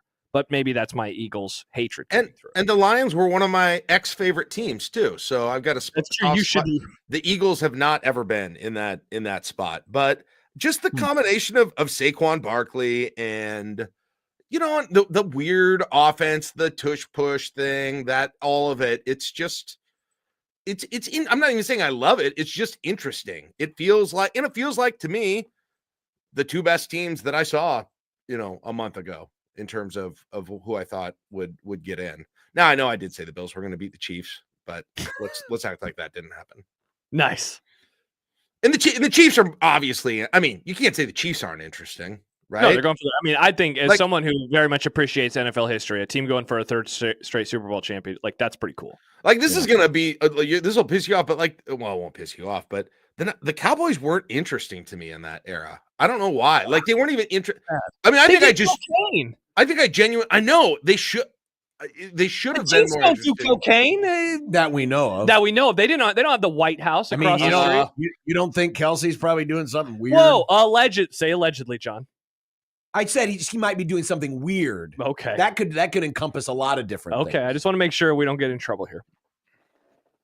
Cowboys weren't interesting. Yeah. Wow, that's sad. I just kind of didn't like them. But that's fair. They weren't in a way that they were uninteresting. Yeah. So why are the Chiefs interesting? I think Mahomes by name in a little bit the same way that I don't know. Do we think Brady was interesting at some point, or did that end up being not interesting? He was interesting because he was a weirdo. Was there diminishing returns? Were there diminishing returns on the Patriots being interesting? Because, are the Chiefs more interesting than the Patriots were when they got to this point? Well, that's an offshoot of something we're going to talk about later. Of that is just like the inevitability of the Chiefs versus the inevitability that we felt during the Patriots' reign. And I know a lot of people are doing the whole, are the Chiefs more hated than the Patriots right now? But I do wonder. And for us, it's different because there is such a geographic proximity to Kansas City that we didn't have to New England. No. What was the third Brady Super Bowl? The one when they beat the Eagles. Let's see, this would be 4 for Mahomes, right? Yeah, 4. This would be what was the fourth? What's his Seahawks? It's his fifth. It's fifth, but I thought he meant his win. Do you mean win or actually? You're right. It's Mahomes' fifth. Yes, am I right on that? That was the second Giants one for the Patriots. the second Giants one, Yeah. which was also a rematch. Yes, it was. Yeah, I would not. It was a good game. It was a good game, but I don't know. For some reason, I feel more interested in this one. I don't know. I felt it. But keep in mind, there was a little more gap. I mean, that was 4 years. 5 and 6 years, which has never been done before. Yeah, we've never seen this. In an era where this should not happen. They've now at 5 Super Bowls in a row. And the other games that they lost before they got to the Super Bowl. 5 in a row. It's 5 or and 5 6 and 6 years. They lost in overtime in the other AFC Championship games. Think about that. Yeah. Outside of the loss to the Bucs, they have never lost a playoff game in regulation. In Patrick Mahomes' era. Like, it's crazy. That's stupid. It's still so bizarre. I guess there is some comparison to the Patriots, but you look, I'm going to make Chiefs fans mad here, but like you look at their offense, right? And there's not, I mean, Mahomes occasionally does crazy things, but it feels like that's even less than when he was younger. He doesn't have the weirdo, crazy, great highlight reel plays. But it's like their offense doesn't have anyone on that offense that you're just like, oh man, game breaker, right? Yeah. Like Kelsey's old as hell. They're very precise. It's they They're don't have precise and methodical. And I guess that's very similar to, Tom Brady, Patriots. especially. And the Patriots, yeah. I mean, they really had the 1 year where you were like, wow, the Patriots offense. And that team didn't even win the Super Bowl. But the rest of them were like, they were very methodical. Jack, at some point in time over the last year, I heard someone describing great athletes, and they said it's not that they raise their level of play in the biggest moments, but that they stay the same as they always are and that others drop. And I can't help but think about that after yesterday, another loss where Buffalo is like waking up today saying, we messed up on this play and this play and this play. Mm-hmm. And that happened during the Patriots era too, where you'd see teams against them and you would say, why are they making these idiotic mistakes that they would never make in any other football game? But something about the Patriots and now something about the Chiefs brings out, I think, not the worst in teams, but just mistakes that they otherwise would not make. Well, or is it just that the Chiefs aren't making those mistakes? And that's not happening either. Because, I mean, the Bills were not a perfect team. No, definitely not. They were not a perfect team. It's just that the mistakes seem to get amplified, A, because it's the biggest stage, B, what's on the line, and C, the guys across from them don't seem to be making the same mistakes. Though, I mean, let's face it, the Chiefs probably should have won that game by 2 or 3 scores. Yeah, Happer said it earlier today. If Buffalo would have won, it would have been like, oh my gosh, they kind of stole that game away from Kansas City. Yeah, when they had the ball down by 3. Yeah. Yeah, how many times did they put the ball in the turf and they never turned it over? Buffalo had, I believe it was 5. Yeah. Meanwhile, the only turnover was by the Chiefs. And speaking of getting tired of rematches, don't think I'll ever be tired of a Chiefs-Bills rematch. I know, it's I awesome. I can see that every AFC championship as long as those guys. Yeah, people aren't having heart failure over that. No, it seems actually better, right? Isn't that weird? Like, it feels cool in the AFC championship, but not in the Super Bowl. Well, it's 2 things. Go back to what I said. People don't like Philadelphia sports teams. I don't sense that around. Then what explains this? I don't know. I think that it's because they don't like Philadelphia sports teams. But again, what is Philly sports teams? They have not gone on a run like New England to make people annoyed by them. And I find more people are humored by Philly fan than they are offended. Maybe you're humored by them. If anyone, I should be the one pissed off because they were the ones that took all the offense to Jared Verse 2 weeks ago, to which I called them out for how stupid they were. The other thing is, this is now the last game, whereas Bills Chiefs was not the last game of the season, where in that moment it was like, maybe they'll get eliminated. Now they're either, going to win or at the very least. That's true. Maybe it's more about that where it's happening, but I think that's part of it too. But just that moment to be like, when Allen takes over that drive and you're like, okay, like the next 5 minutes are going to play a giant part in his legacy as a player for the rest of his life. And just to be watching, I said that to my son. I was like, well, I mean, it's not that he's never going to fail or never succeed again, but the way this drive goes is going to define a ton of Josh Allen's legacy. Yeah. And the crazy part is, like, the blitz happens and he somehow gets a throw off. Yeah. And it very much could have been caught. Like, he still made the play, even though the play in the end didn't work out. Bonkers. Man. He has to be sick. Dude, that shot of him on the sideline after they got the last first he has down. to be sick. Gosh. Absolutely. That was brutal.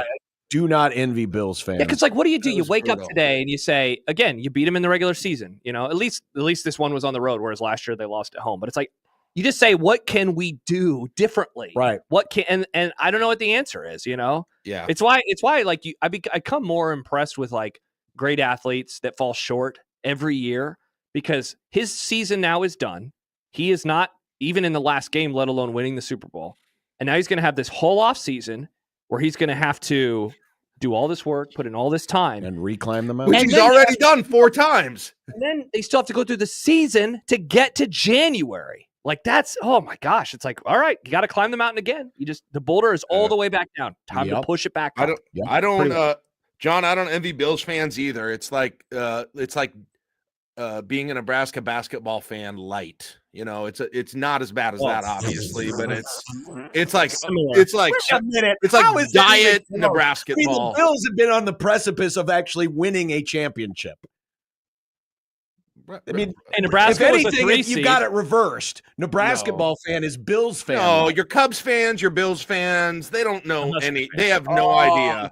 They have no. In fact, I said that to you in a video, like 15 years ago. I said that word. In fact, I think you can pull up a screenshot of it. The Cubs fans have nothing, and at that point, the Cubs hadn't won a World Series when I said that to you. Yeah, that's true. I forgot about all of those near misses in the national championship game for Nebraska basketball. Forgot about those. Real quick, Jack, before you say goodbye, a couple comments coming in about you. Oh, here we go. Or about the restaurant. What did excuse I me. do? No, the restaurant. Randy says men's basketball is like a golden corral, but I like this one from Mitchell.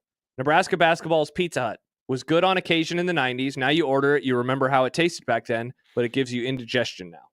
Yeah, but I just had Pizza Hut a little while ago, and it didn't taste. I didn't recognize it as Pizza Hut. Well, that's kind of like Nebraska basketball. You don't recognize it as the 90s Nebraska basketball teams anymore. Well, That team scored points. I guess I don't recognize it as basketball sometimes. That's the best. That's the best answer so far. Yeah, pretty good. Pretty good. Okay. All right. We'll keep working on it. Jack, thanks. Thanks, guys. See you Friday. I'll be here Friday, and we're doing Yacht Rock. Audio. Audio. Pissing off I Kent. might fight with Kent. We'll see. We'll see. I regret this. I hope that we're in Philadelphia by the time. Well, I'll have to rewatch the segment because I've never seen Kent react that way to a movie before. I got to watch this still. I still have to watch it. I cannot wait. The reaction. The reaction. And I have to watch the I was movie. very surprised. I think it's going to bore you, John. I'm really interested to see how it might great bore pick, you. Jack. Yeah. I didn't think I picked it. I was informed this minute, like 10 minutes ago. I picked it. I didn't know I picked it. Well, according to Nick, who according to Josh said you picked it. Yeah. Chance asks, will you stay on during the break?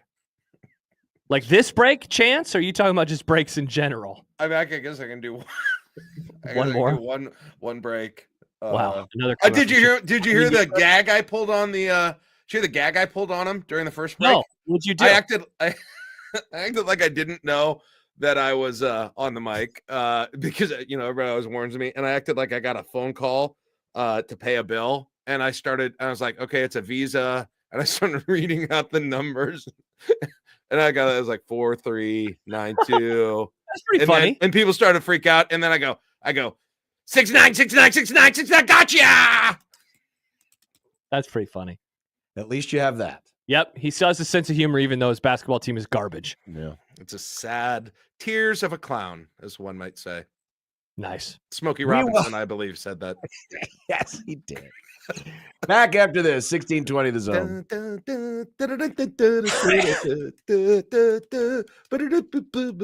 If you see my expression, that's such a different subject.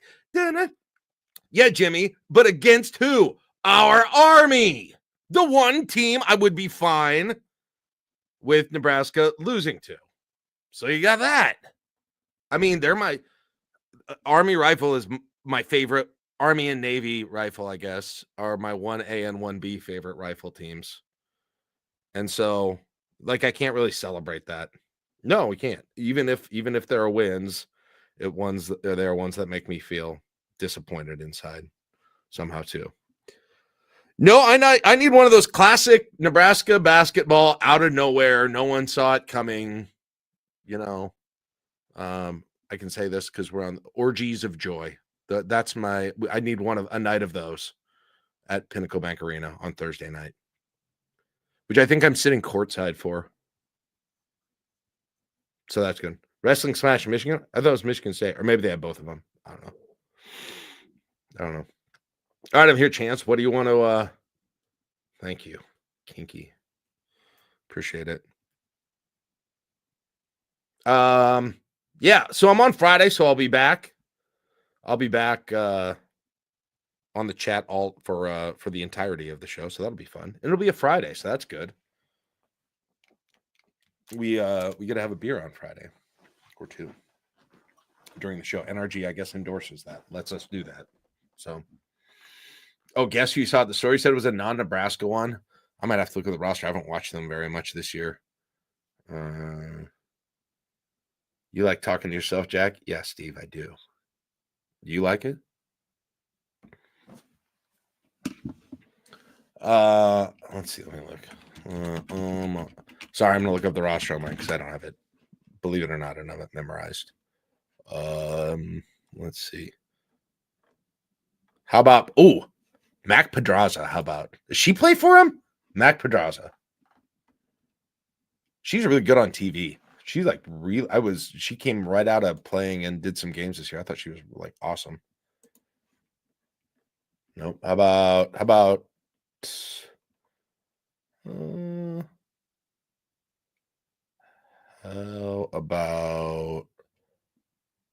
Nunneviler?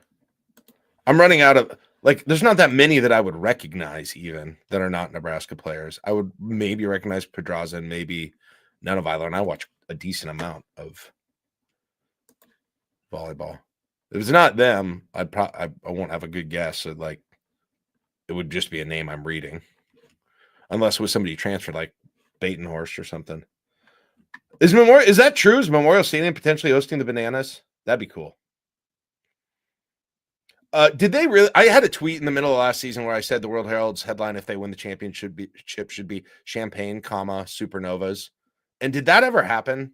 I don't know if that happened, but I really hope it did, because that's an amazing headline. The art of the headline like that after championships feels like it's kind of being lost in the world because of a lack of print papers, but that one was great. I remember the one after Halloween against Colorado in 1992. CU gives up Ghost NU 52-7. The one after the Florida State loss in the Orange Bowl after the 93 season. So with about 9 O's, so close.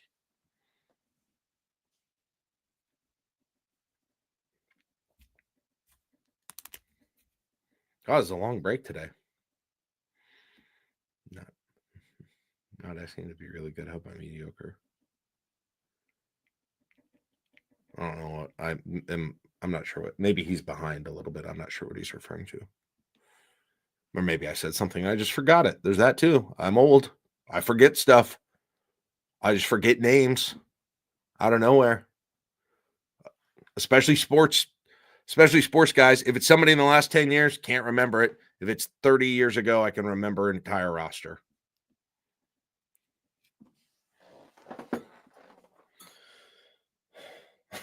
Aaron was behind. Okay.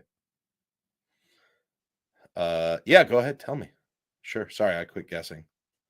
The baseball needs to move in the back 12. That'd be crazy. Do a one sport move. That'd be cool if they did that. All right. Bye, Jack. Bye. All right. Jack's gone now. Get his ass out of here. He's gone. It's our show now. Bye, Jack. All right. So we're doing the ref thing now? Well, let's start with this. John doing a ref thing? I know. Let's I start can't with believe this. Let's start with this. Are we starting with this? Before we get to ref talk and the controversy, I read our dear friend Aaron Schatz. We'll have to get Aaron on for the Super Bowl. Yes, we will. But according to DVOA, which is his power rankings, essentially, he is the father of NFL analytics. Mm-hmm. The Kansas City Chiefs were almost as dominant by his numbers as the Eagles were in the earlier game. Isn't that crazy? Because one game was won by a lot, and the other was won by 3 points. 3 points. Reading from some of Aaron's synopsis. Yes, the Chiefs only beat the Bills 32-29, but DVOA says they stomped all over the Bills. There were 5 fumbles in this game, and remember that fumble recovery is generally random. The Bills recovered all 5 fumbles. That's pretty lucky. So the underlying stats favor the Chiefs to a significant extent. And for those of you watching it on the stream, we'll explain to those of you not with the video, but according to DVOA, the Bills were at 76%, while Washington was at minus 41. Big gap. Mm-hmm. The post-game win expectancy for the Philadelphia Eagles was like 99.5%. Shimmy. The Chiefs were at 71, with Buffalo at minus 35. So almost identical to the Philly-Washington numbers. The post-game win expectancy was around 99% for the Chiefs. Even though the final score was 3 points, even though the Bills had a chance, according to how the game flow went, according to the analytics, the Chiefs were almost as dominant as the Eagles were. It just didn't show on the final score. Wow. Which maybe puts things into a little bit of a different perspective now. As yes, we morph into... Oh, here we go. I mean, this is what everyone's talking about. But we control our show. We don't have to do this. We could talk about anything. We could talk about baseball. We could talk... No. But I think it's important. The Caribbean League I starts think Friday. it is important because there is a narrative that the Chiefs get all the calls. Oh, interesting. I've heard of this narrative. Have you? I don't think I've ever. Let's explain it to you, Okay, young yeah, Nick. no, please. Well, to me, the mistakes were before replay. I could give replay a little bit of grace and say there wasn't enough evidence to overturn. But the mistakes, in my opinion, were made prior to that. The biggest was on the third down play. on third down.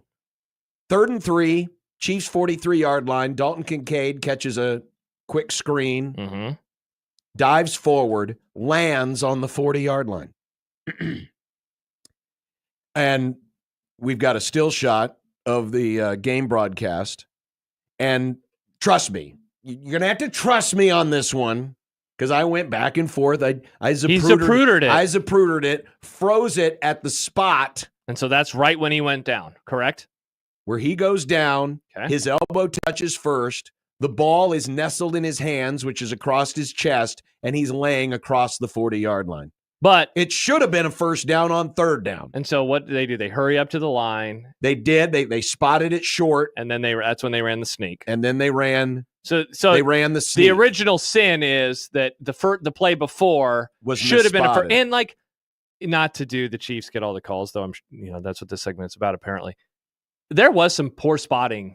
Though, you know what? I feel like we see that in a lot of games these days. Of course we do. Yeah. But there was some poor spotting, I thought, throughout the game. We're more hyper-focused on this because it's the Chiefs. It's the AFC Championship. More on this in a second. And then, of course, there's the actual quarterback sneak itself where it looks like Josh Allen has reached the line to gain. Remember, and the key, and this is why I thought that replay failed here. You have a clear landmark. This isn't like the there's first a line. This isn't the first downs at the 39.5-yard line. Correct. No, it's not in between yardage. The first down is at the 40-yard line. So you have a landmark, the 40-yard line. And it would appear as if Josh Allen's torso is across the 40-yard line. The ball is in his arms, in his up against his torso at the 40-yard line. But again, I could give replay tiny bit of grace. Tiny. I think the bigger mistakes were made prior.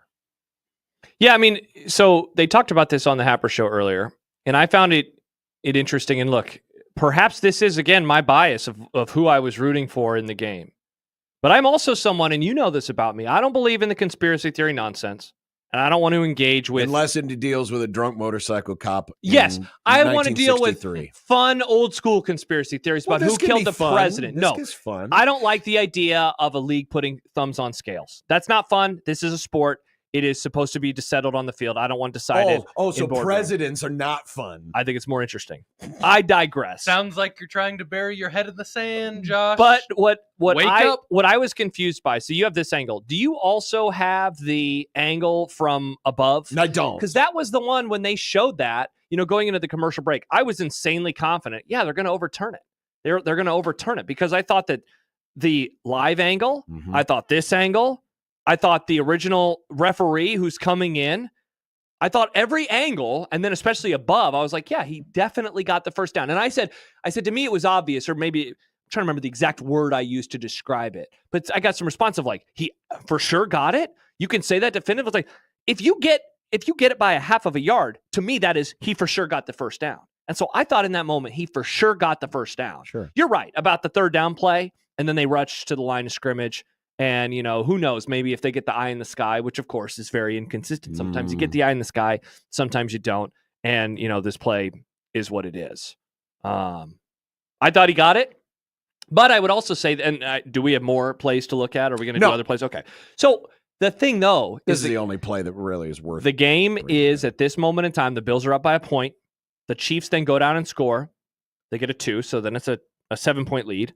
The Bills go down and score again. It's then tied, and then the Chiefs kick the field goal. And so, look, if they get the first down and they're able to march and they go up by 7 or 8 or even 9, I guess, if they decide to go for 2, that is a much more advantageous position than, only being up by 1 with the Chiefs having the ball at their own 40-yard line. That's obviously a great and plus butterfly, scenario. That said, Bills had the ball down by 3. It happened so early in the fourth quarter that I want to say they got screwed, I thought, on that play. I don't think that it lost them the game, though, because they still had multiple drives afterwards, and especially the last drive, and they were just unable to execute. Now, of course, what makes this the more interesting, or at least the more discussion worthy, because something like this could happen in any game with any two teams. But it just so happened to happen with this team who seems to get, quote, all the calls. And people said it about the Patriots for years. So I have 5 points that I believe are relevant here when it comes to this conversation about the Chiefs getting all the calls. Okay. The first point is this, that the Chiefs are no different than any of the other recent dynasty teams, Steelers of the 80s or 70s, 49ers, Cowboys, Patriots, who, because folks are tired of hearing of them, tired of seeing them win, we all are like this. It doesn't matter who the team is, but if they win too much, we all get tired of them. Yes. I say the collective we as a society. Thus, we have a hyper focus on things that seem to benefit them. Correct. And I know that you're going to have 4 others, but a large portion of this entire discussion hinges on this exact point. Because I remember there was one Chiefs fan in particular that used to listen to this show, and he thought the refs were always out to get the Chiefs. And he would, why aren't you talking about the refs more? Why aren't you talking about the officials more? They screwed us again. They screwed us again. They screwed us again. Every week, this listener would reach out to us and say that. But now, the Chiefs are the Patriots.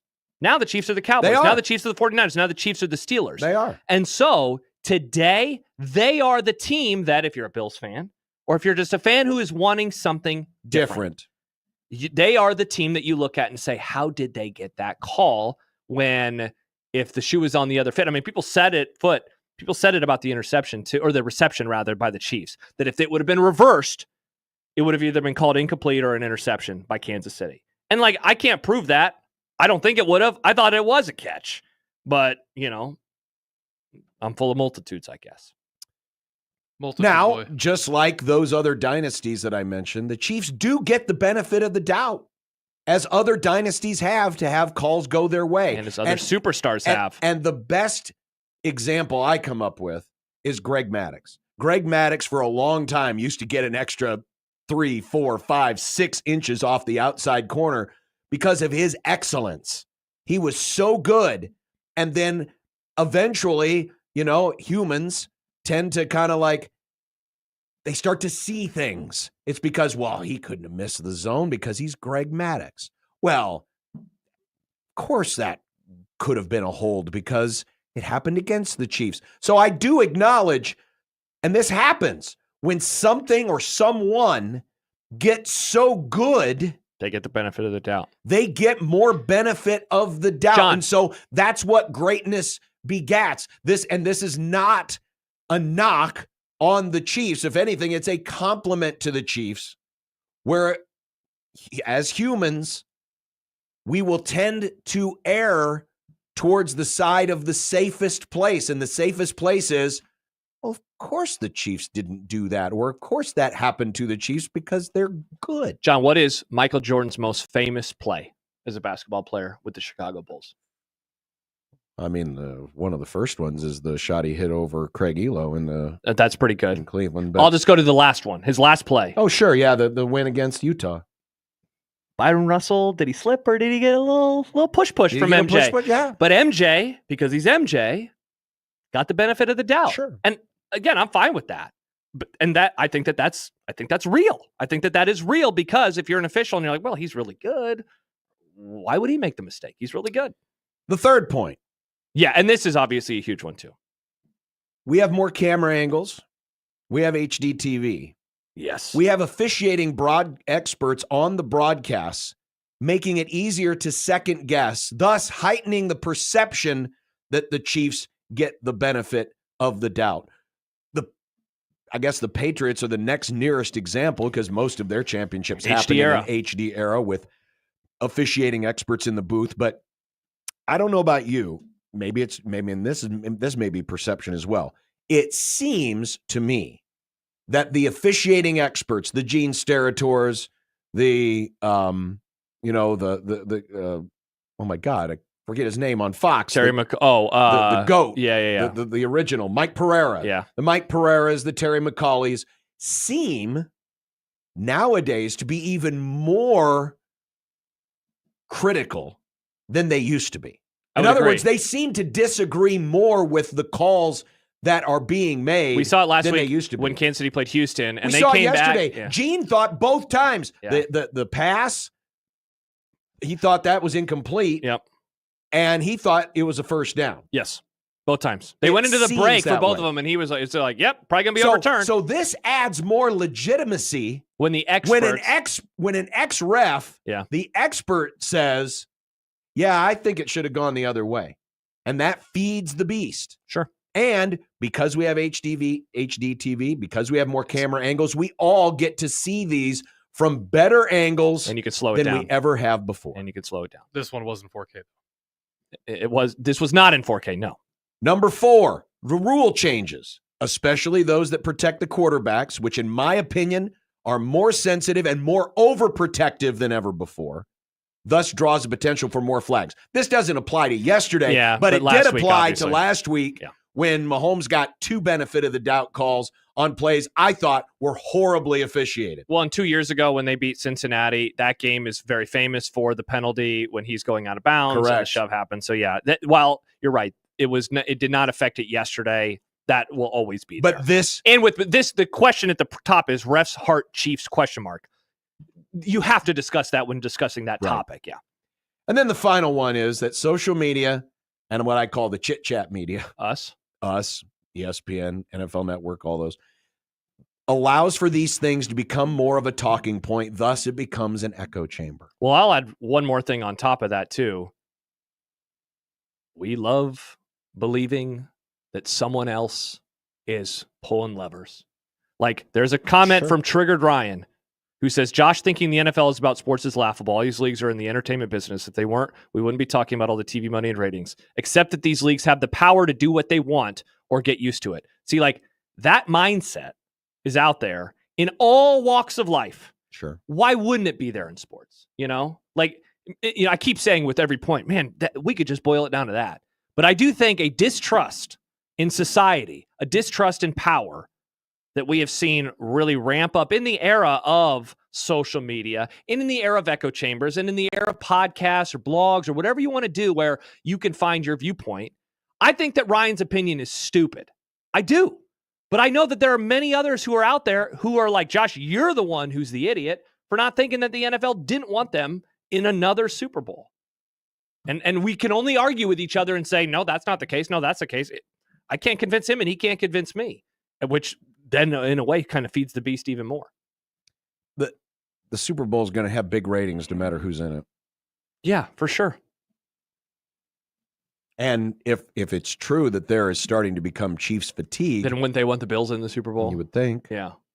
You would think. You'd figure like Manning winning an AFC title game and then winning a Super Bowl, like that actually rose the rivalry up of Patriots Colts because it didn't seem inevitable. It didn't seem one-sided. You know? So those are 5 things that I think are at play here. A lot of it is perception, and it's echo chamber. And it's easier to be critical. Yeah. I don't think there is a conspiracy for the Kansas City Chiefs. But do they seem to get more calls? Yeah, they do. They do. And I will continue to be critical when I think a bad call is made, which is why, again, they need to march those idiots in front of the damn cameras and make them answer. And now we're talking about the idiots in New York. They need to be made to answer. I don't know, John. The NFC game was in 4K, but this one wasn't. Seems like they didn't want you to see anything interesting. clearly. Thank God the Super Bowl will be in 4K and there won't be any bad calls. None. Never. No, there will not be a holding Put this call on the with list. 90 seconds Tomatoes. left. 2 weeks from now, we will be on the air talking about some call that cost one of the teams, and people will be livid. Yeah, because what you'll get is if it happens to happen in favor of the Eagles, which of course won't happen, but it'll be all the Chiefs fans saying, see, yeah, you've been screwing with us all along. Mm-hmm. And it's a vicious cycle, and it'll never end. Never end. See, friends, wasn't it better when the Rams were winning Super Bowls? We didn't have these problems. That was also not good. That was such a great game, and people enjoyed it, and there were no controversies. The problem with the Rams winning the Super Bowl is John gets like this for the next 4 years. Yeah, we don't want that ever again. 5 years. What, Ever. you don't want me happy? No. This isn't happy, John. This is... You've had a lot of happiness lately. It's time to tamp it down. And I should have more. It's time to tamp the happiness down. I should have more happiness. Nah, it's time to tamp it down. Well, humble pie, John. I think you need a little humble pie. I spent many years with humble pie. Yeah. And now I'm... How about this? Instead of having a great team, what if you had a great home? I'll try that. And we'll also have Mitch Sherman coming up. But speaking of a great home, maybe it's time to get some new windows. Your windows are getting old. They're getting drafty. You probably found that out big time the last couple of weeks when it got really, really cold. Well, right now, your home improvement company has an unbeatable deal. Buy 2 windows, get 2 free. Can you imagine that? Getting 4 new windows for your home and you only paid for 2 of them? That is a deal right now from your home improvement company. Or maybe you're looking at upgrading a bathroom. You need a new walk-in shower. You just want a modern, more sleek design. Well, you can turn your bathroom into a spa-like retreat by saving up to 30% on a bathroom remodel. These are 2 great deals that are happening right now from your home improvement company. And if you call 402-764-1720 today, you can schedule a free in-home consultation to find out exactly what it is your home could use an upgrade with, whether it's windows, bathrooms, or both. This is a limited time offer, and you're not going to want to miss it. So let me repeat, buy 2 windows, get 2 free. Or you could also save up to 30% off a bathroom remodel. Call 402-764-1720. You're going to love the difference with your home improvement company. Visit YHIC.com and find out more. Again, YHIC will exceed your expectations and make your home better. Don't wait. Call today, 402-764-1720, and love the difference.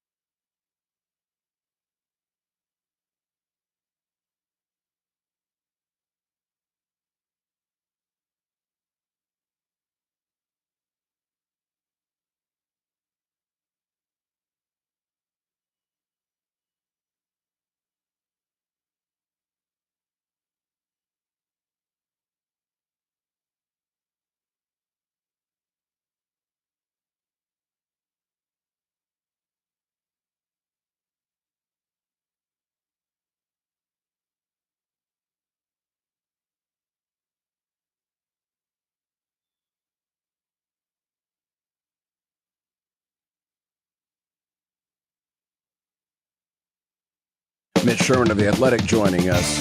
Hello, guys. The intent that he had in putting this staff together will overrule all of that, no pun intended.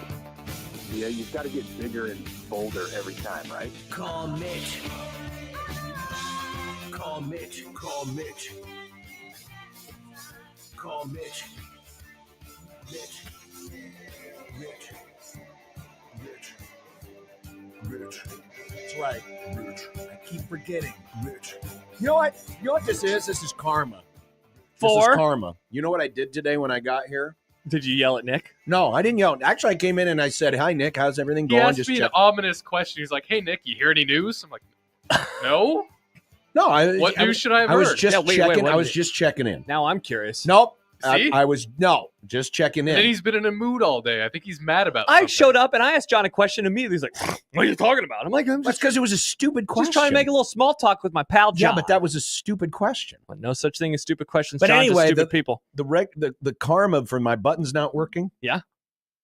I might have gone into another room in this building and started measuring it for curtains and thinking about how we could make this place neat and cool. Yeah. And then I come in here and find out that my buttons aren't working. Don't count the chickens before they hatch. I did. Is what they say, John. I counted the chickens before they were hatched. Yep.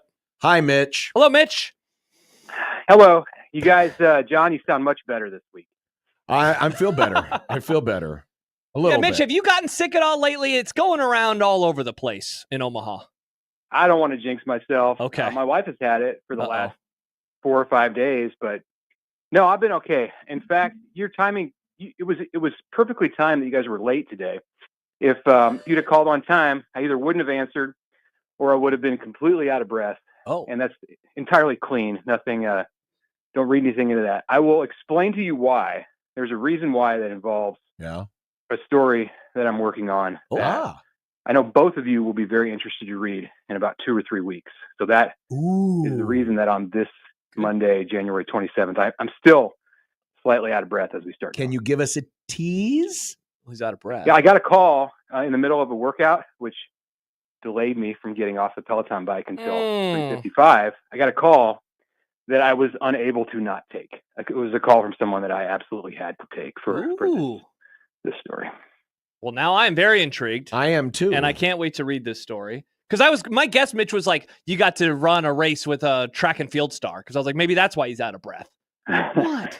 Well, that's not interesting at all. This is the person that I haven't talked to in many years with a connection to Nebraska football who will appear prominently. We're finally getting the article. Steve Peterson tell-all. It's not Steve Peterson. It is not a former head coach of Nebraska. That's as much as all. Oh, I see what you did there. You said not a former head coach. Steve Peterson famously once called himself a coach. It is not a former athletic director or head coach. Oh, darn it. All right. Well, I'm I'm very looking forward intrigued. to this. So you think it'll be done in 2 weeks? I think so. Yeah. I mean, there's kind of a time element that makes it important to publish in February. So, and I'm looking for early February. All right. Well, this is going to be worth the wait. Awesome. I will explain. I'll explain I pretty much did explain, I guess, but I'll tell you who it was. One more, Mitch. Yeah. Will we know it when we see it? Do you think when the story comes out? Well, okay. So John and I'm like, that was the thing. Well, yeah, because the headline's going to be, "This is a story I told John and Josh was going to be really cool." It's going to be a great headline. I mean, it's a weird headline. No, I just know both of your interests and it's one that will pique your interest as soon as you see the headline. Awesome. All right. Very excited. I like it. I like it a lot. We talked about this briefly with Jack Mitchell, Husker basketball superfan, but sad superfan. I'm curious, when you watch this team, there was a certain word that came into my head yesterday. I don't want to necessarily say it's happening, but I do wonder if the Q word. Oh, that's not a good word. Yeah, only because, I heard, I was listening to the broadcast. Stephen Bardo, who was on the call, was like, man, effort here is just, and we've heard this several times in the last few games about the effort. I'm curious what you're seeing. Well, when you've taken it on the chin now 3 times like this on the road, and then you mix in the losses in between that are in some ways more difficult to handle, like the one score margins.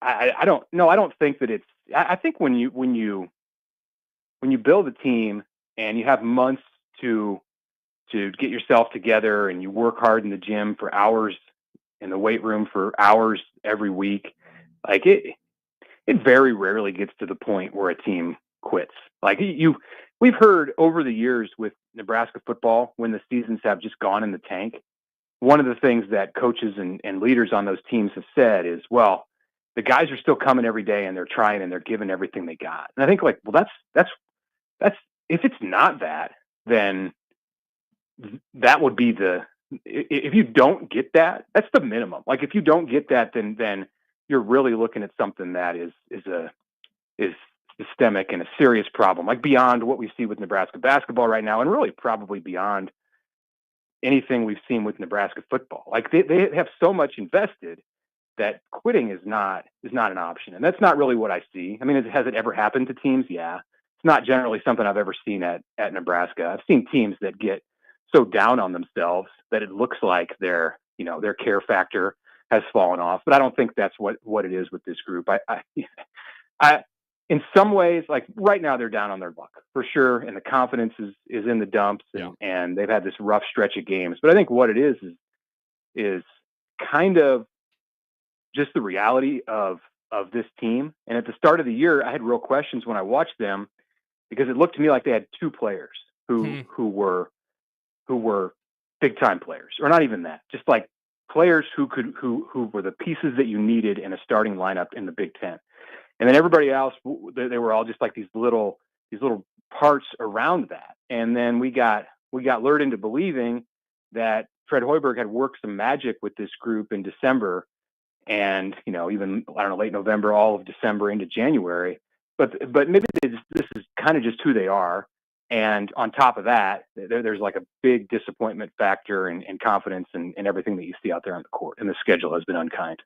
Mitch, this weekend, I heard from more fans than I had before with another word that starts with a letter, and that is the letter F in regards to Fred Hoiberg, and the word was fired. I want to ask you the question this way. Is this a futile discussion? Like, is this worthless because there's no chance or very little chance of happening? Because I do sense that the Fred Hoiberg out hive is increasing. I just don't know how big that truly is, and B, is that even something that we should be discussing at this juncture?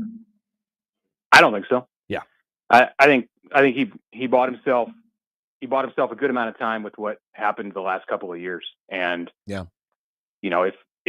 it went south on him this year, and you got to kick this season to the curb, and the good thing with college basketball is you can kind of start fresh. Like, I didn't get a great sense about how the building of this team went after the departures they had at the end of last season. Like, I kind of thought, are they really putting together a team, or are they just like grabbing some players that they could get? And then I felt like that I was proven wrong in the early parts of the season, and now you're maybe starting to see that there was some of that.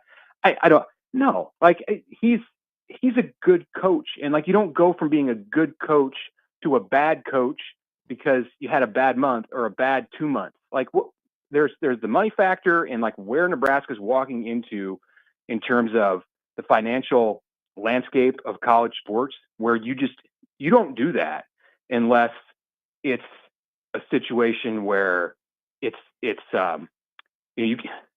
said this with football before. There is a place where you get to where you cannot afford not to make a move, because no one's going to buy tickets and no one's going to come to your games. And that's not where Nebraska basketball is at. Like, even if this season just sinks and they don't rebound, they're going to rebuild. They're going to have something next year that they feel good about. He's still a good coach. He can still bring in players. And next year there are going to be people in the seats at PBA to start the year. I mean, if it repeats itself and you have this happen 2 or 3 years in a row where you just can't get off the ground, or you get hot and then it spirals, well, then you have to look at some change, but not 1 year after you made the NCAA tournament. No, look at what Nebraska basketball is. Nebraska basketball has no tradition of success.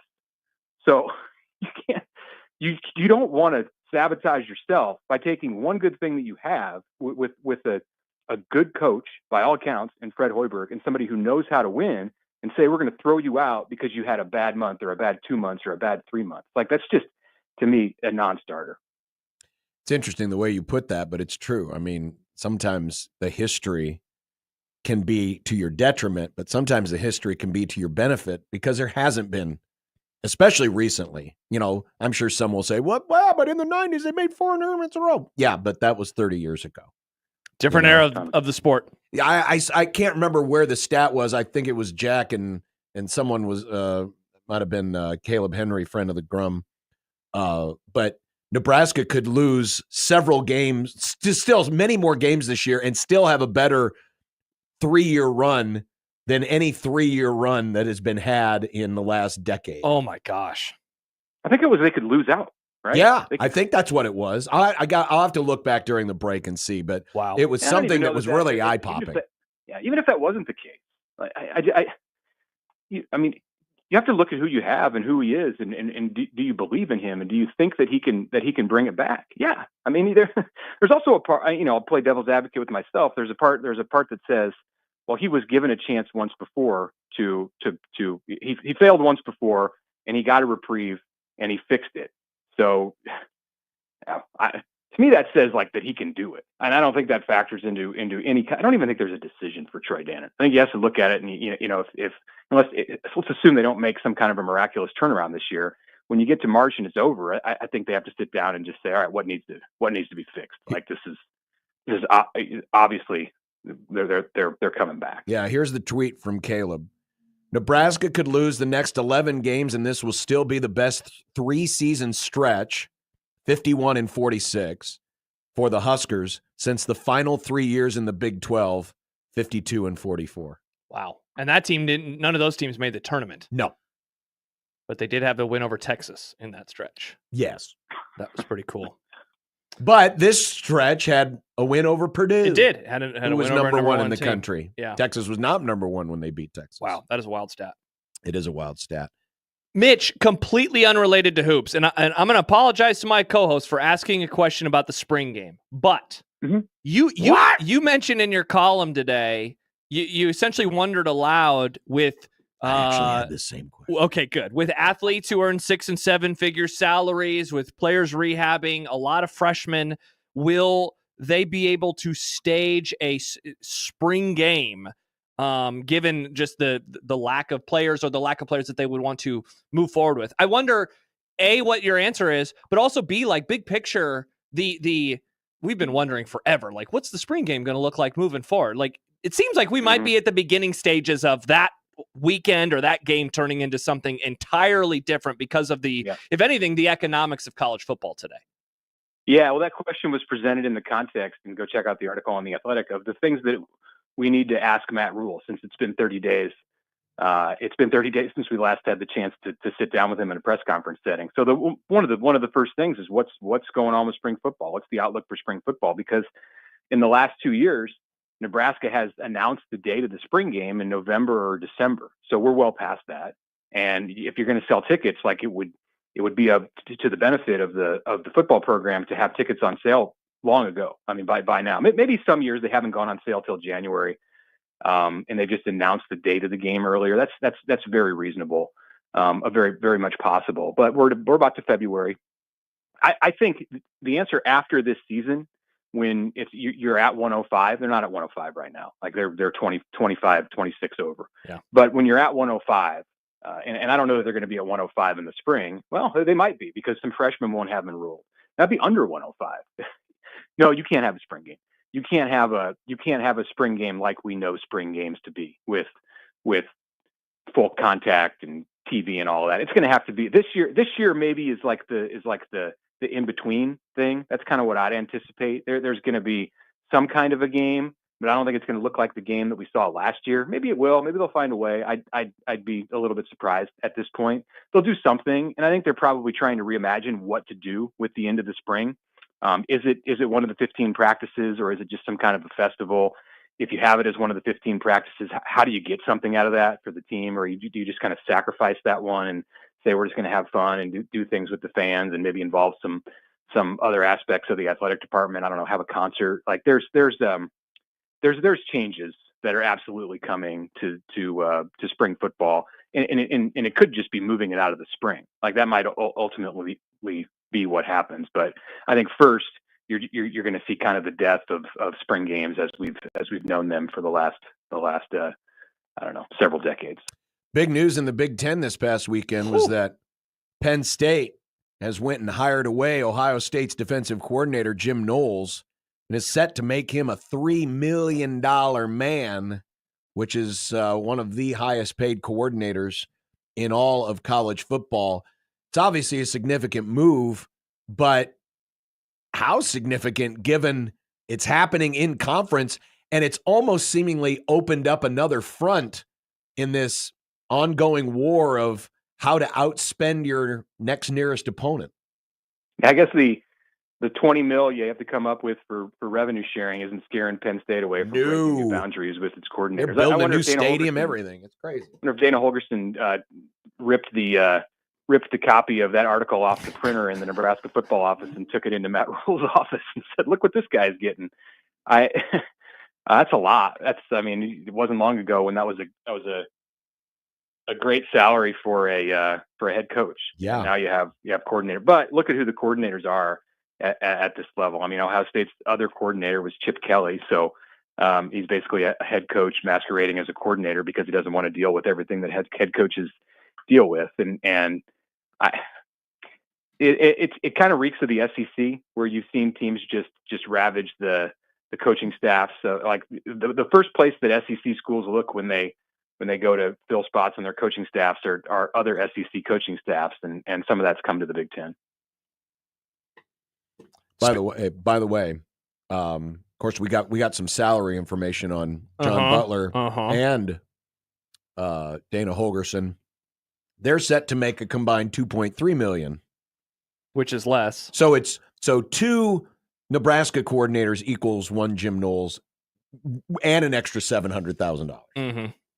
Well, I mean, part of it with Holgerson is he's still getting paid by Houston. That's true. I think when Dana becomes fully when he's fully paid by the school that he's coordinating the offense for, and not the one that he formerly was the head coach at, as long as his star is still where it is, he'll command a bigger salary than what Nebraska's paying him. Mitch, one more from me, and this is another thing you mentioned, and that was just special teams coordinator. I'm very surprised how quiet it has been. Do you think that is nearing an announcement? I mean, what the press conference should be a week from Wednesday for signing day. I wonder if could we learn anything by then?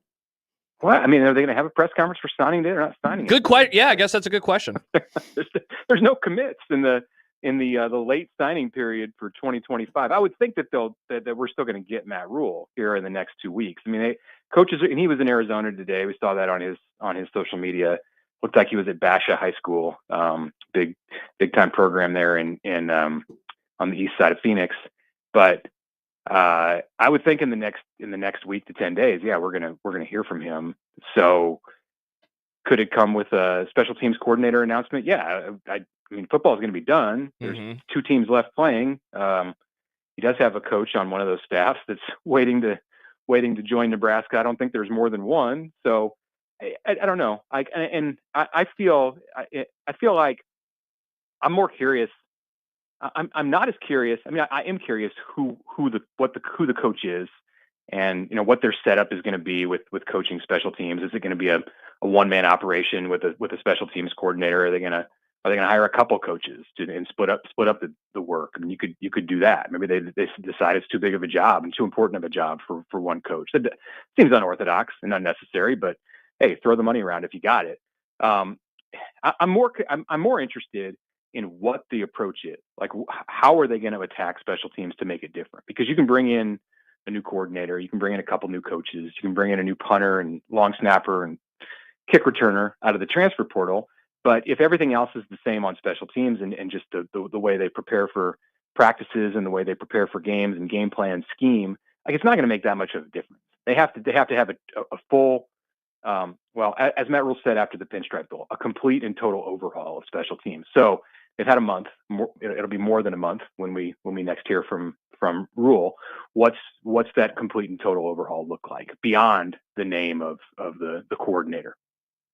This is like the longest we've gone without hearing from Matt Rule. I'm just afraid that the next press conference might last like a day.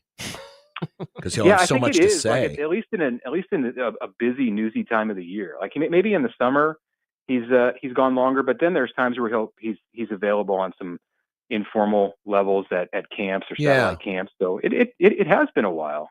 We miss getting the chance to ask him questions and hope that it comes soon. Mitch Sherman of The Athletic. I can't wait to find out what this story is going to be. Yes, me too. That's a tease to get yourself in a subscription to The Athletic. It's very affordable, and you get some great journalism, and you can, from everywhere. Yeah, seriously. Great stuff. The baseball is excellent. The football stuff is excellent. All of it. Mm-hmm. Mitch, thanks. Thank you. Take care, guys. Thank you, Mitch. Mitch Sherman of The Athletic joining us. How about that? We were both going to ask about the spring game going away. Well, You're it not could even happen. going to be here. You know what, Nick? I might be here. Oh. I might be here. Why? Is everything okay? Are you still going to Boston? Still going to Boston. I might have heard some things. What are they? I can't say anything. What do you mean you can't say anything? I just might have heard when it will be, but I can't. I'm not a reporter, so I'm not going to report anything. Are they going to make it during the College World Series? So no, it will not be during that. Oh, Severe points out Iowa has some spring practice. Has spring practice instead of the spring game.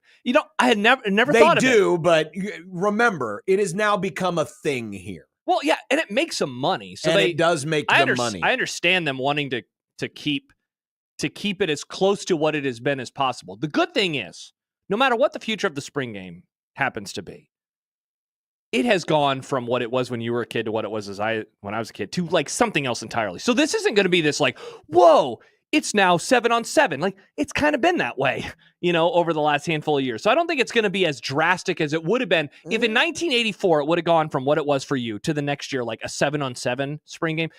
People would have been revolted. Well, I guess people didn't go to the spring game back then, but it would have been quite the surprise. They go through the motions of football. Sure. But they haven't lately. I mean, I know they put on the pads, but like they're touching. I know, but it's still going through the motions. Just touch. Let me touch you. If it's just staged as a practice, you're not going to have as many people show up. It's the illusion of football that brings people to the spring game.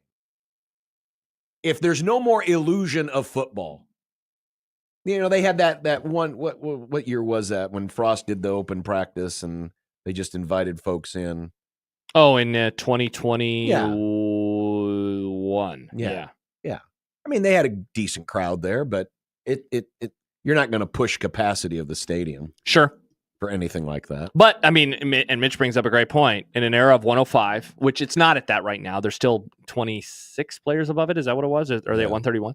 So there's there. But in an era of players making a lot of money, it's just like you go to a preseason game in the NFL. You're not expecting to see, Patrick Mahomes. No. Because it'd be stupid to.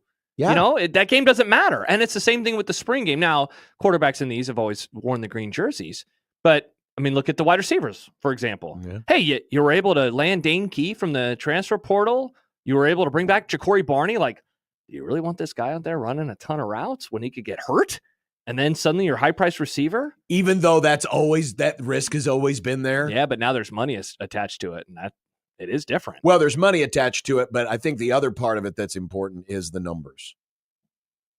And because at least you could say, all right, well, we're going to roll the main guys out there and they'll play a little bit, but at least we have a 150-man roster that we can just rotate a whole bunch of dudes in there. And so everyone gets a little exposure, but no one gets a lot of exposure. When you cut down the roster sizes, you cut down the opportunities to rotate new guys in. And pretty soon more people are playing more snaps. If you're putting on the continued illusion of football, which is what the spring game is, an illusion of football. Speaking of the later frusters, wasn't there one of those springs where it was like insane how many snaps all those linemen were playing because there weren't very many of them? I think that was probably around that 2021 time period. Yep. And on one hand, you're like, this is great because they're getting reps. On the other hand, it's like, oh my gosh, they are thin because if somebody gets hurt, they are really going to be in a bad position. And so, yeah, the push and pull of this, because it has become a cash cow. In a way, going back to the 84 reference, it would have been okay to kind of get rid of it then because it wasn't making money like it does now. It was not. It is not a 8th home game or 9th home game, but it's a 7.5 home game, 8.5 home, depending on how many home games they have that year. It makes money. They sell concessions. They put people in the stadium, and of course, it has become a recruiting event. So like it does serve a purpose, even if like the actual entertainment product is of diminished product. Very much so. Very much so. All right, more coming up, including what are we going to do about Nebraska ball? Well, there's some comments about that in our chat that we could get to. Then we'll get to some of those comments coming up next on 1620 The Zone.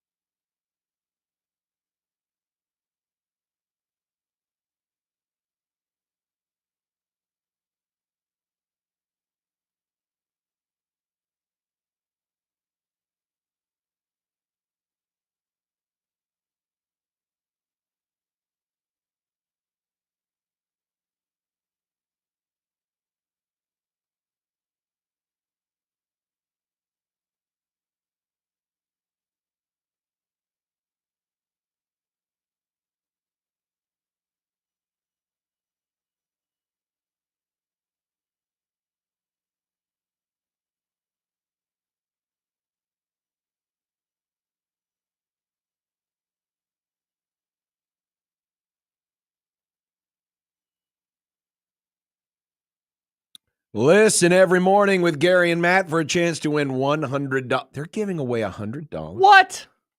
It's a heck of a prize. All you have to do is call in and correctly guess what game the audio is from.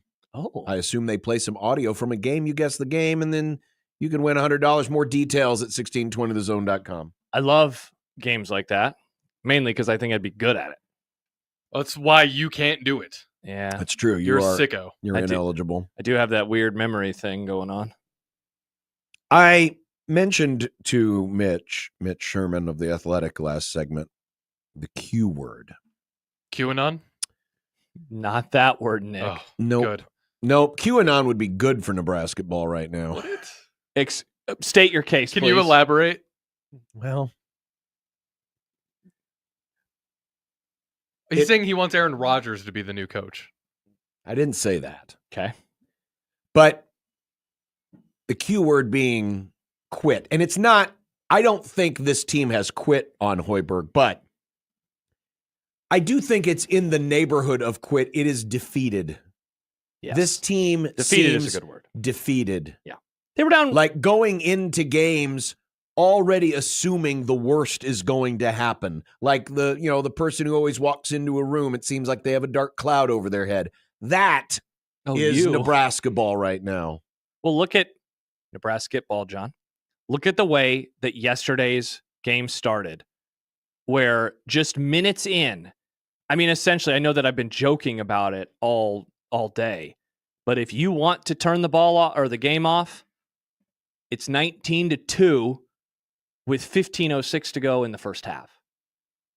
They're not going to come back from 17 points down. No, not on the road. I mean, that fast. And it's funny because in the end, the lead gets down to 21-16. And actually, it got down to 25-21. So at one point, it is a 4-point game. So I just say that, and it's like, it actually did get that close. But you can't put yourself in that big of a hole to begin.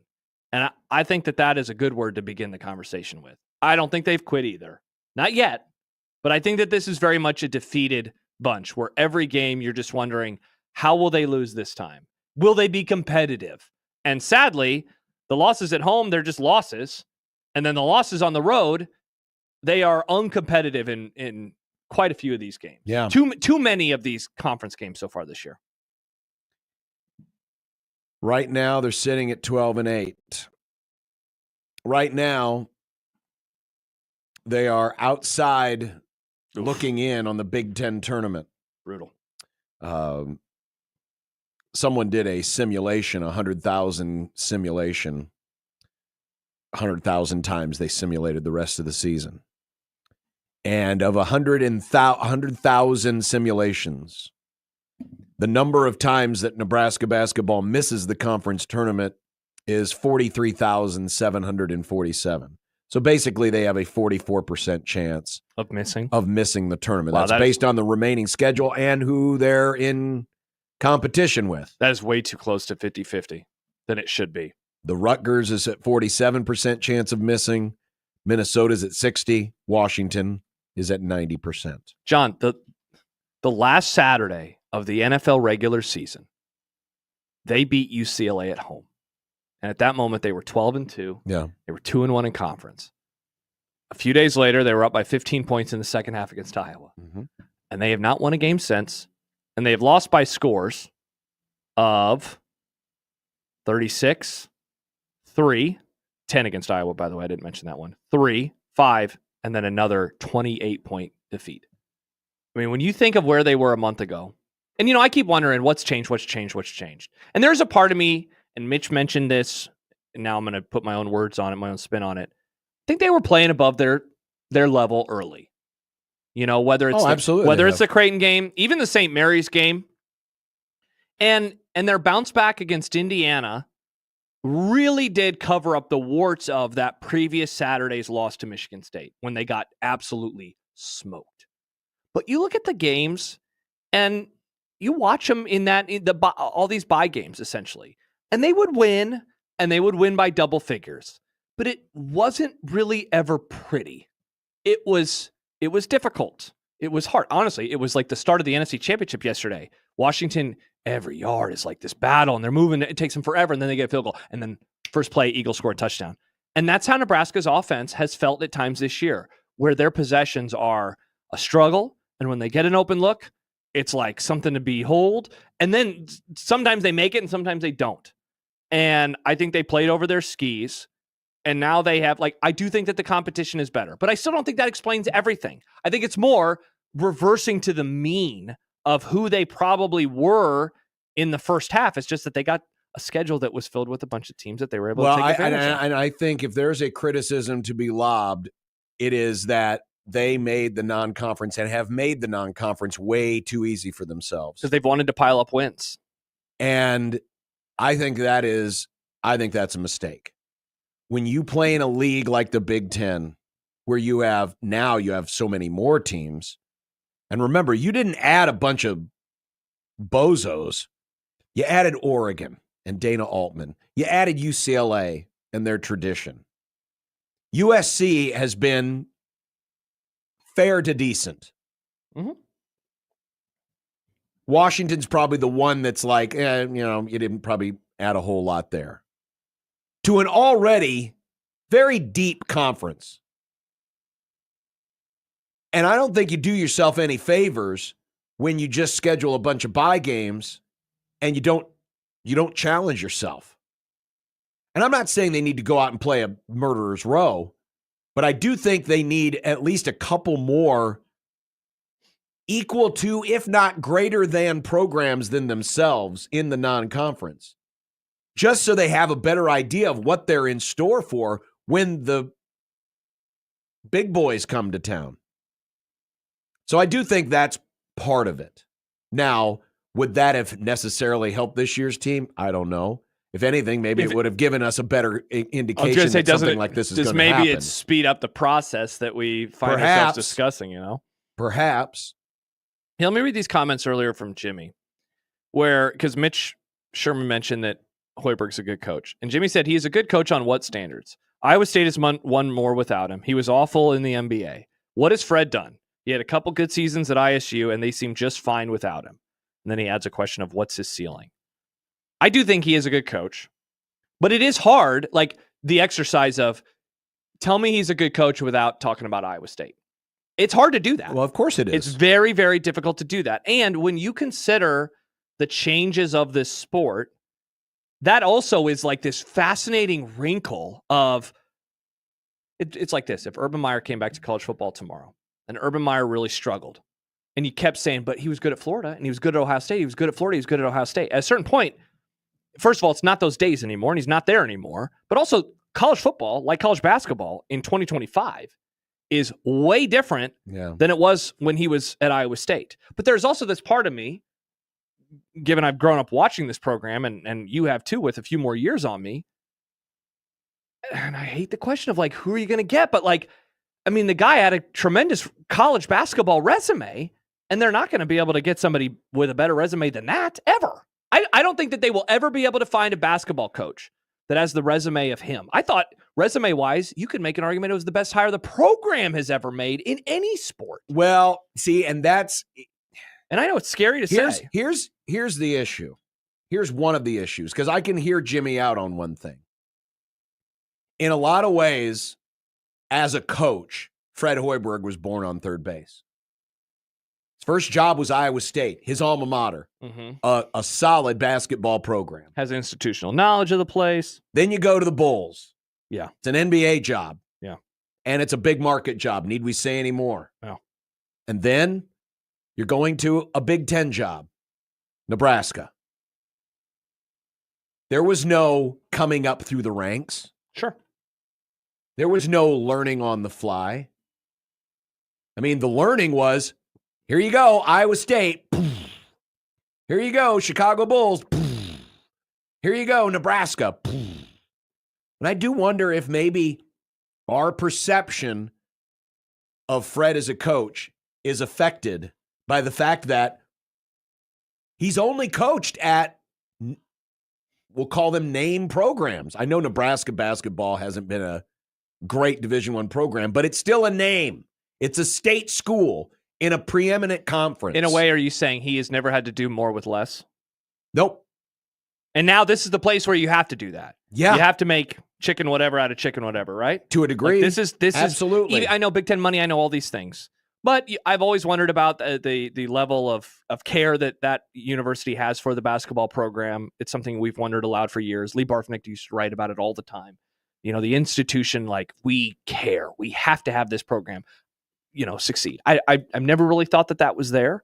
And you bring up a good point. At Iowa State, I don't know if we call that a basketball school, but they've had a lot of success. And it's basketball school enough, and it was his basketball school. And then you're in the NBA, and then you're in the NBA. And then you're in the NBA. And I don't care that doesn't go well. I'm not a believer, up and down. They're entirely different sports. Right. But I mean, John, as you say that, the other thing I think of is that's interesting. He's really only had 3 jobs. He's had 3 jobs, and there was never a lot of coaches, they start low and they work up.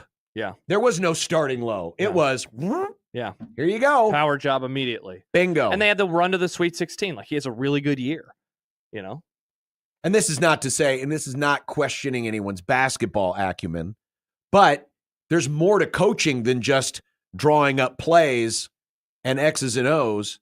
There's a lot of other things involved. You have to be a CEO. You have to recruit. You have to instill a culture. You have to be the last, the buck stops here guy. Mm-hmm. And while, yes, he's had experience doing that, there wasn't that element of being able to cut your teeth and learn from your mistakes like there is with coaches who work their way up. So I know we've assumed, oh, look at this hire. This was a great hire. But it was a name hire. Was it a quality hire? Well, and we said it earlier too. I don't know. There was a market inefficiency of college basketball that he took advantage of. And the other way to describe that is he was on the cutting edge of something.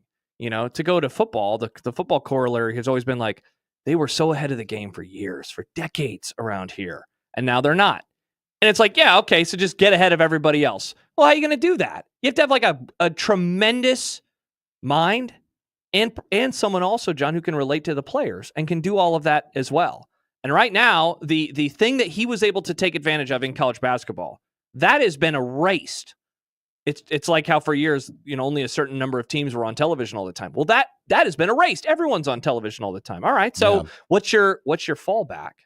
And it doesn't seem like that. I mean, he did adjust. That's the one thing that I will come back to. For those who are just like, punt on him, see you later.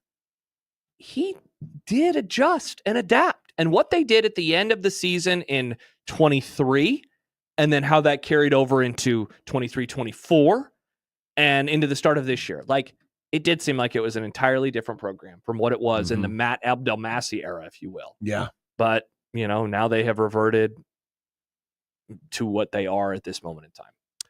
When we come back, we'll discuss the winning teams in local college basketball, but we also have some breaking news. Oh? A sports flash from Nebraska volleyball. Volleyball, Nick. Volleyball. Speaking of volleyball, another winning team in Omaha, the Omaha Supernovas. Mm-hmm. We have a 4-pack of tickets to Friday's game. Nice. Against the Columbus Fury.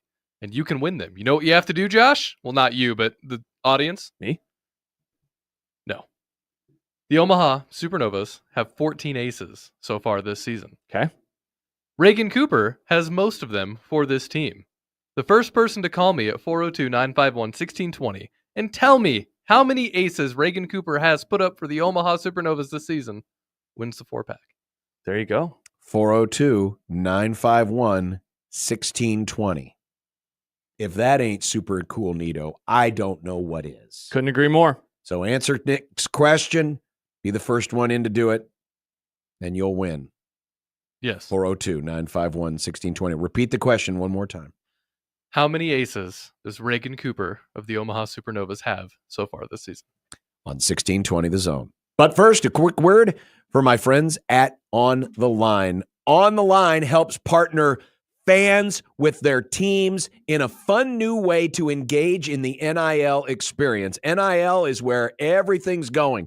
This is how programs are recruiting and retaining their best college athletes. And you can participate with On the Line. On the Line partners with all three major Division I programs, Nebraska, Creighton, and Omaha. And all you have to do is attach a measurable metric. Visit athleticsontheline.com. You pick any measurable metric. It could be as simple as just wins. And for every time your team wins, you attach a dollar amount. And then that dollar amount gets donated directly towards that school's NIL. And remember, direct partnership here between On the Line and Creighton, Nebraska, and Omaha. So pick your favorite team, pick your metric, and then watch the games and enjoy. The more your team rewards you, the more you reward your team. It's gamifying your giving. So visit athleticsontheline.com and find out more today how you can help your favorite school win. athleticsontheline.com.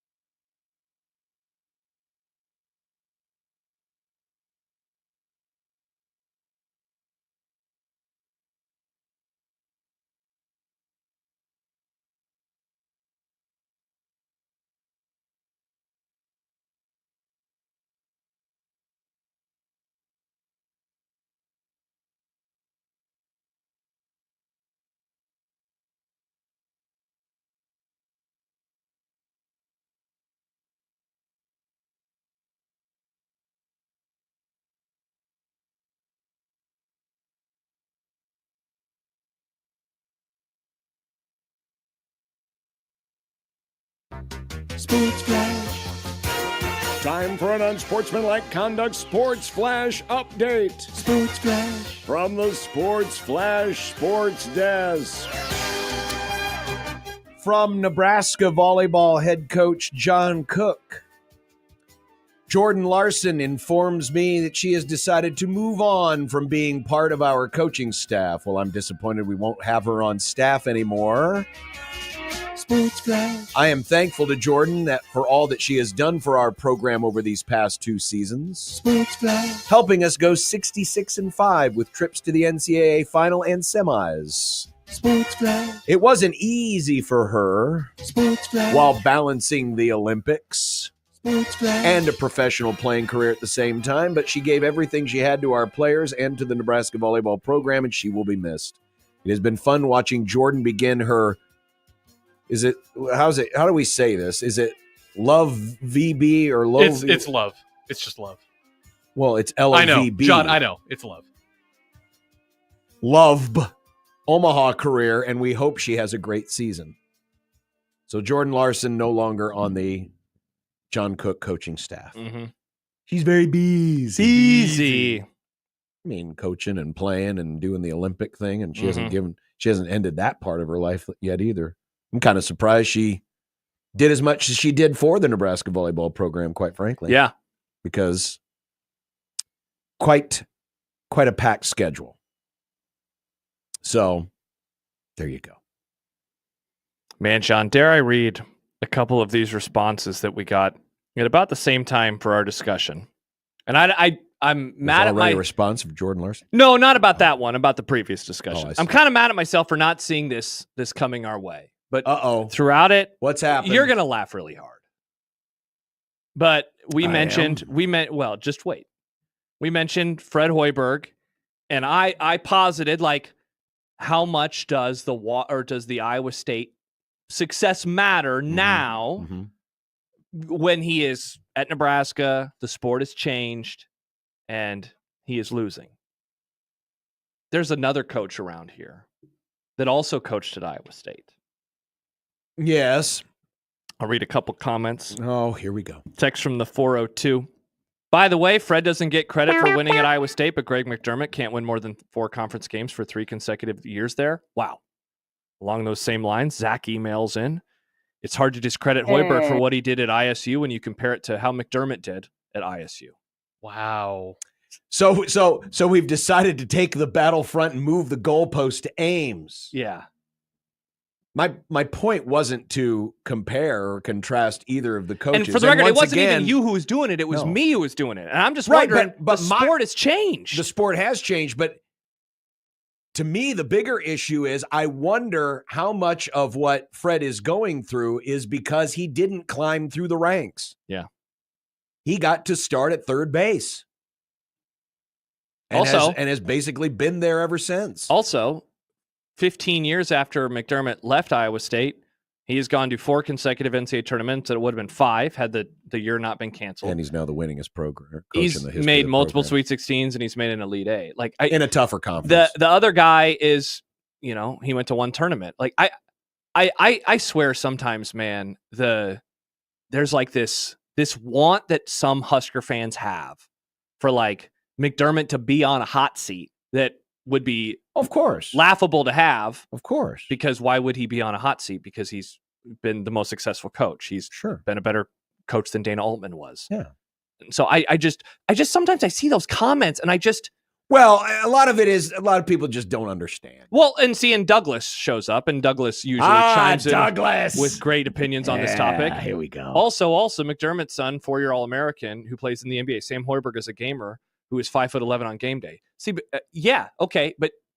Doug McDermott finished his career at Creighton over a decade ago, and since then again, and they've gotten better. They're a better basketball program. Better program, even though Doug left. They moved up in conferences, and I feel like I am great for this discussion because you're the play-by-play guy. You should be like defend. I am not. It doesn't matter what your background is. All you have to do is have a functioning brain and common sense. It's so obvious. And I just, I get this. I get it. You want your rival to suck. I understand. Trust me, I do. But don't come across as uneducated when you throw out these silly opinions. Because you do.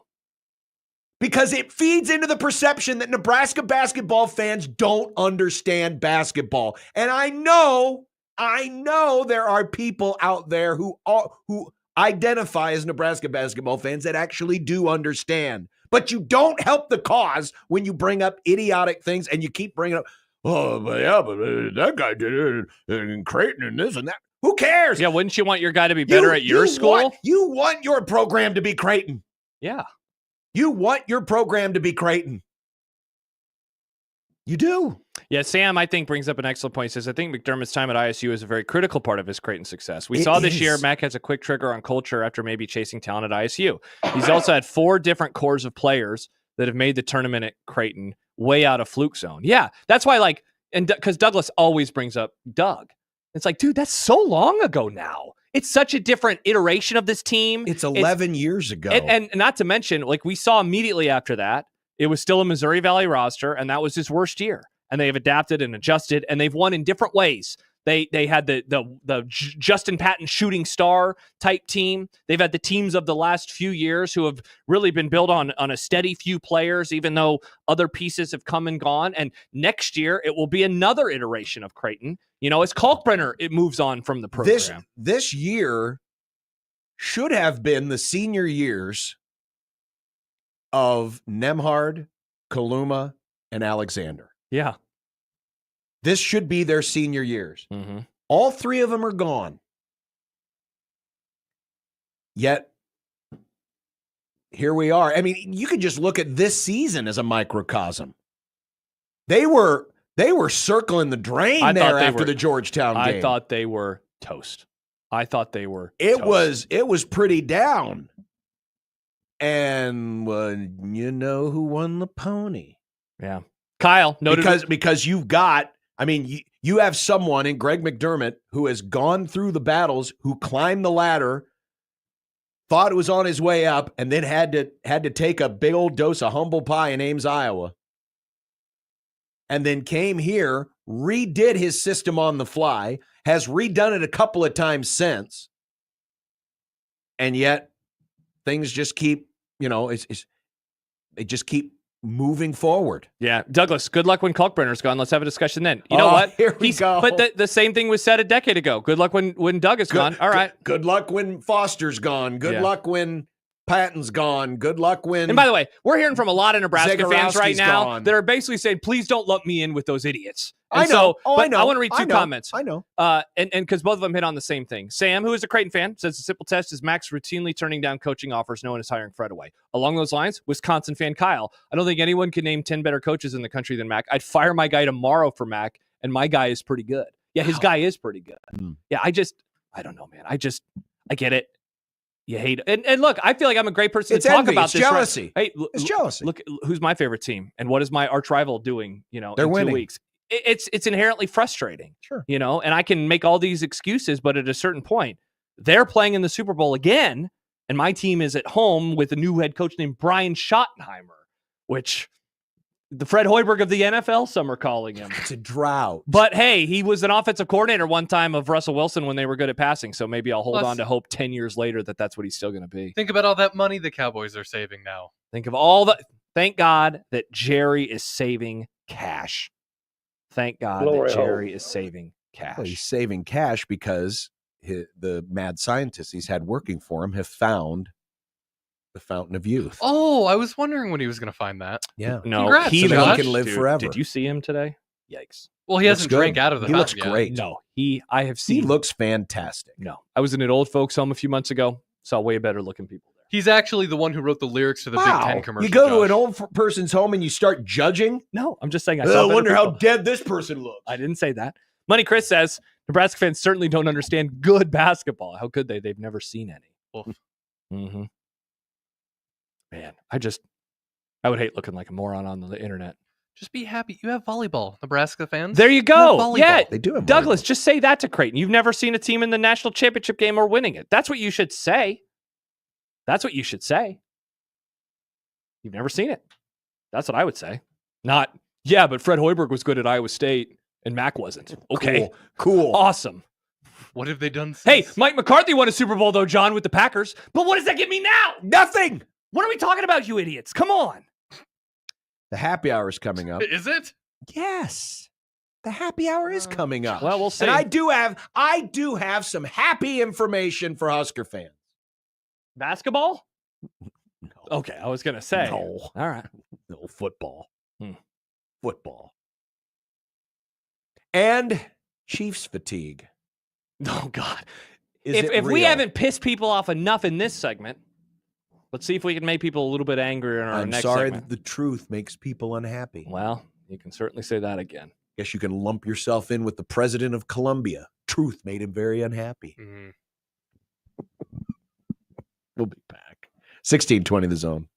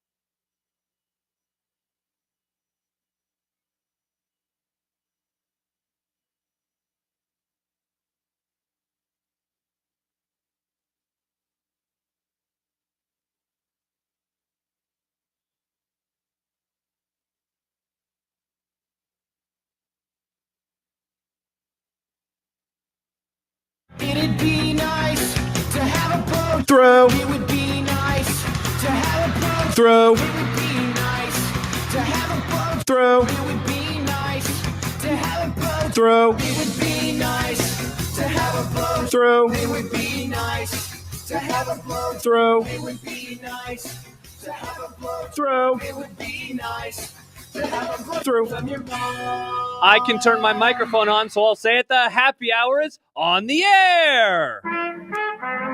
Nice. Oh, now, come on. Good take, Nick. Josh This is is sad not- because of the Eagles. I'm sad because this is a boring-ass Super Bowl. What do you have to be happy about? What do you mean it's boring? Contrarianism. What do You've been in a mood all day. You should also like this. I have not been in a mood at all. Yeah, I think I've been in fine spirits. Yeah, I know. I think this Super Bowl is the best possible outcome that we could have gotten from yesterday. John has been passed the contrarian baton from Nick Grim. I want an apology.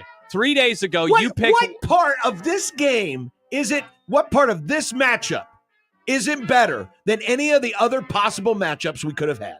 Commanders-Bills would have been really cool. Could you imagine? No, it wouldn't have, because the Commanders and the Bills don't play defense. Why do you always say that? Like they're not good at defense. The Bills gave up 3 The more Chiefs should have points. won that game by 3 scores. But if they don't, woulda, coulda, John. They didn't, because the Chiefs just kind of fussed around a little bit. I believe in Aaron Schatz' numbers. If they both don't play defense, then they would cancel each other out, and it would be an even more exciting game. But see, now we're getting into a question of semantics. Some of us appreciate defensive football. I just don't understand why you don't think the Bills play good defense. They don't. They're not that good. John had a whole breakdown of it on Friday when we were at Hope Lodge.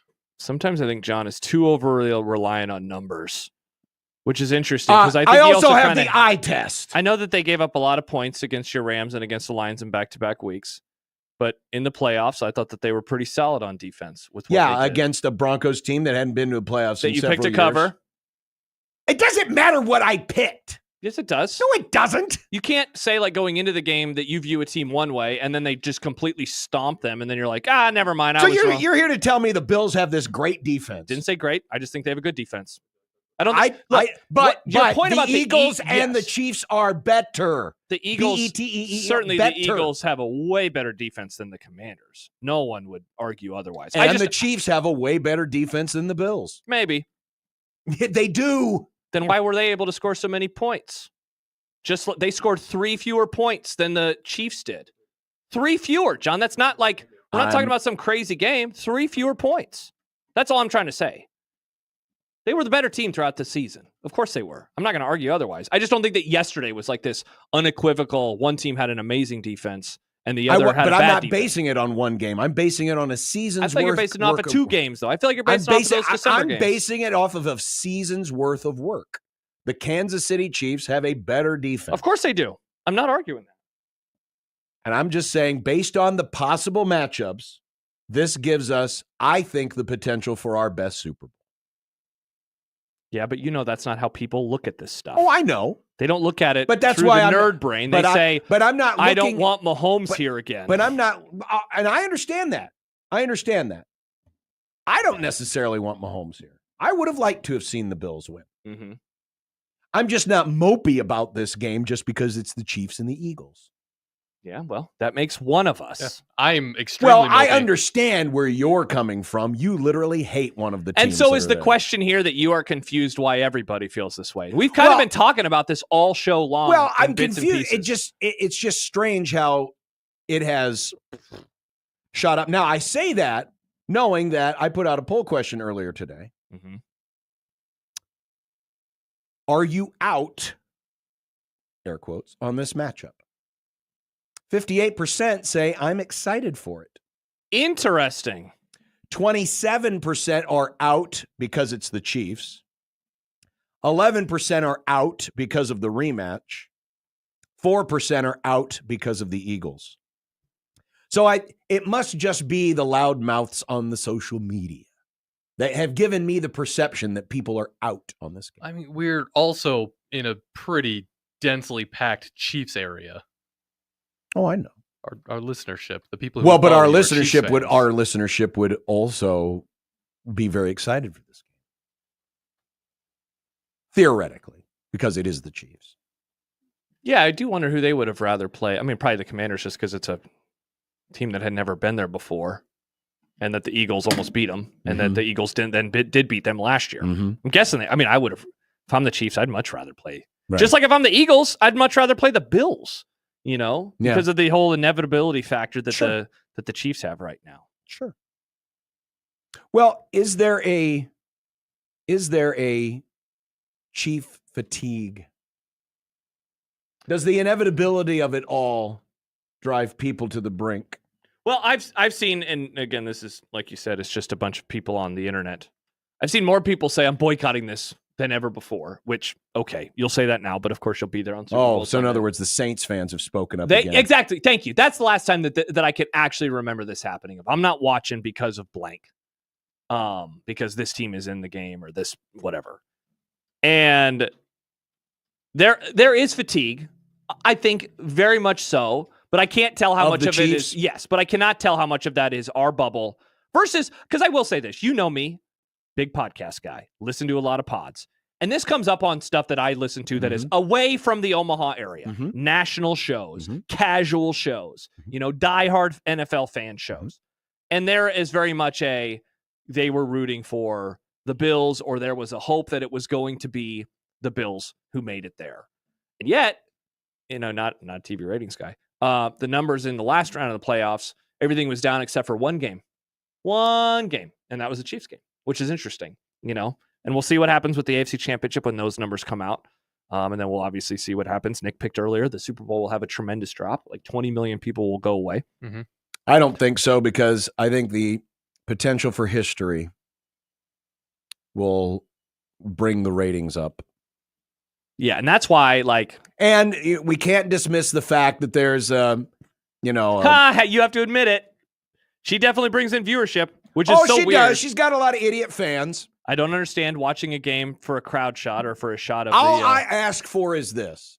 The networks have acquiesced this to me over the years when they constantly would show celebrating Jared Jones, and now they have shown us sad Jared Jones, which is awesome. Oh, interesting. You're okay with that crowd shot? I'm asking for balance. Did we care? When the Chiefs do something bad, or when Kelsey gets hauled off the field, we need a shot of sad Taylor. Do we get this? That's Matt, all when they show Jack at Lakers games like that? I will never. I'll be honest. I think we've seen cross Jack before, haven't we? No, I'm saying, do people ever get mad about them showing him? No. It's interesting. I've never understood why it's her that gets the vitriol of crowd shots. Well, but that's like a generational thing. Okay, so why didn't the generation prior get mad? Well, it's the NBA. Not as many people are watching. Fair. And I don't know. Jack doesn't. I don't know. He just doesn't have. What reasons would people have of disliking Jack? Maybe they think he's a bad actor. They think he's overrated. I don't know. Do you hear that? No, I'm just. You threw out a question. See, you hear that. You hear that about music. Whether and this isn't a value judgment, whether you agree or disagree, but because it's generational, and generally people like myself and older will think that anything that's new music sucks, and so that person represents something that sucks. Whereas with Jack, it's just like, yeah, he's a movie guy. He's one of the best actors ever. Right. I have a theory that it's because people are threatened that this non-sports person or sports-related person is suddenly in this sports space. And taking away from them. See, but Jack is non-sports. Why, why did people not care when they showed him? Well, I think some of it is also because he's a guy. Yes. Yeah, Matt says he isn't a woman. I think that is. Yeah, I think that's a big part of it. I was just wondering if you were going to say that, because that's what, in my opinion, the answer is she's a woman. That's part of it too. If she was, if it was, who's the actor, Brian Fantana. Paul Rudd. If they show Paul Rudd as much as they show her, people wouldn't care. Now he's not as famous as her, so it's the 1-to-1 is very difficult. Right. But if like Michael Jackson in his prime was a huge fan of the 49ers in the 80s, people wouldn't have cared because it was Michael Jackson and he was like a superstar. I think that's a big part of it. Oh, yeah. I think that's a big part of it. I would agree. The fatigue, I think, is very real. I think Nick is, honestly, I kind of think Nick is going to be more right than he is wrong on this. But, I mean, it's history. Like, I love this stuff. I love that there's a chance at something I've never seen before. And look, I also hated the Giants, and now I hate the Eagles. So I was rooting for the Patriots because I wanted to see that. I wanted to see 19-0. We'd never seen it before, and now it's going to be a chance for a three-peat. Now, if they were playing the Cowboys. Yeah, I do wonder, because there's something. Or the Lions. There is something about undefeated. And I'm not saying that it's bigger than a three-peat, because it's not. I would more personally rather have a team that three-peats than a team that goes undefeated one time. Really? Oh, absolutely. I mean, 3 is better than 1. Because 3 titles are better than 1. I don't give a damn what the record is. Undefeated, but immortality. Yeah, but this is immortality. Yeah, I know, but it's just a different version of it. There's just something about a zero. That's what I'm saying. That was my point, is because to a lot of casuals, there's something, because we've seen, even though we haven't seen it in the NFL, we have seen teams win 3 titles in a row. Correct. The Yankees, the Celtics, or not the Celtics way back, Bulls, but the Lakers, the Bulls. Bulls did it twice. Lakers so we've did it. seen it. Yep. We've seen it. But we have not in football. And look, I know that there are Packers fans who are listening right now and saying, well, actually. Well, that's 60 years ago. Yeah, and it was, obviously not the Super Bowl era, which is arbitrary, I understand. But in the modern game, in the time since they merged, we have not seen this before. Mm-hmm. And we have seen an undefeated team not happen so long ago that I wasn't alive. You were 1 year old. Like, we haven't had a chance to actually see it happen. But that is something about this that is inherent. It's interesting. Ken says fake storyline. Wow. Fake storyline. What's a fake storyline? The three-peat? Three-peat. I don't think no, that's a it's fake not. storyline. Oh, he says Buffs had a first down and the catch at the ground. #3cheat. So he's saying it's fake because they should have lost. Oh, I see. Okay, yeah. I was going Well, to we talked about that earlier. Yeah. Go check out. We're not going to relitigate that now. Yeah. I understand that this is a historic game. This game could be historic. I understand that from that perspective. I don't think the common person, the casual person, cares. I don't think they care. See, I disagree with that. I definitely disagree. Well, I don't think they care as much as the perfect season. Yes, because I would agree with that. There is an aura about perfection that seems to have a greater significance than winning 3 titles in a row. Also, though, in my opinion, and I think most people's opinion, 3 titles in a row is better than a perfect season. And in a way, I do wonder if it is easier to follow as a casual. Sure. You understand undefeated. Sure. 1 year. This is the last one. A three-peat. We're talking about basic things here, but it is a longer storyline. Like that year that the Patriots did that, because they were the first 16-0 team that we had ever had. And then they were the first team since the Dolphins to make it to the Super Bowl undefeated, and they were 18-0 going into that game. It was something that we had literally never seen before. And now the Super Bowl will also be something we've never seen before. And we went through the history last week. Teams that were in their conference championship games with a chance to go to a 3rd straight Super Bowl with 2 in their back pocket already. They lost. They were 0-3. They were 0-3. And some of them lost in the divisional round before that. So now we are in uncharted territory. This is brand new. This is something we have never seen before. And I mean, the obvious thing to say is, and we'll never see it again, but I mean, who knows anymore? I didn't think we'd see the Patriots literally just hand off the baton to another franchise like this, but suddenly that's where it is. And they are putting together, I mean, you could make an argument. It's already the greatest, 5, 6, 7 year run that we've ever seen. But if they lock up another one and it's their 3rd in a row, that it would be the best 7-year stretch that a franchise has ever had. No one's won 3 in a row. Only one has won 4 and 6. And that was the Steelers back in the 70s. And then you add in the other 2 AFC championship game losses and a Super Bowl loss on top of that. And that it's the first 7 years that the quarterback has started. This is unprecedented. It's totally, totally new. 100%. Yes, I agree with that. But, speaking as somebody who was recently in this sports world, I used to not pay attention to football at all, but I would always watch the Super Bowl. And coming from that perspective, if I am somebody who sees, Chiefs Eagles again, I already saw that, I'm not going to watch this. I don't care. That's kind of the angle I'm coming at, because a lot of the Super Bowl viewership is people like you, or people like I used to be. And I think people are going to see the matchup, and I think they just won't care as much. The people who are like you, who are into football, who like football, who pay attention to it, obviously they care and they know these things and they're going to watch. But that's why I think the viewership is going to suffer, because these other people, I don't think they're. But it didn't happen with the 49ers last year. They'd literally seen that game 2 years before. And the Super Bowl audience last year was not 2 years. It was 4 years before. Well, either way, it wasn't that long ago. No, for sure. But this wasn't that long less ago. amount of time. Do people really? I mean, are folks really going to be going to remember if they're that casual? Do they really remember 2 years ago? Are they really going to go, it's the Chiefs and Eagles again? I think I remember. Well, not to get too big-brained on things, but is there a part of us as a society that we, the TikTokification, if you will, if we want something new, we want it as fast as possible, and this is not new. and this is old, and this is, at the very least, maybe they're not saying, oh, hey, we saw the Super Bowl. They definitely know that they've seen the Chiefs, Well, yeah, if there's going to be fatigue of any kind, it's going to be because it's Kansas City. And I'll add this too, and this is something that Mike Schaefer was someone that pointed this out to me, at some point over the last few months.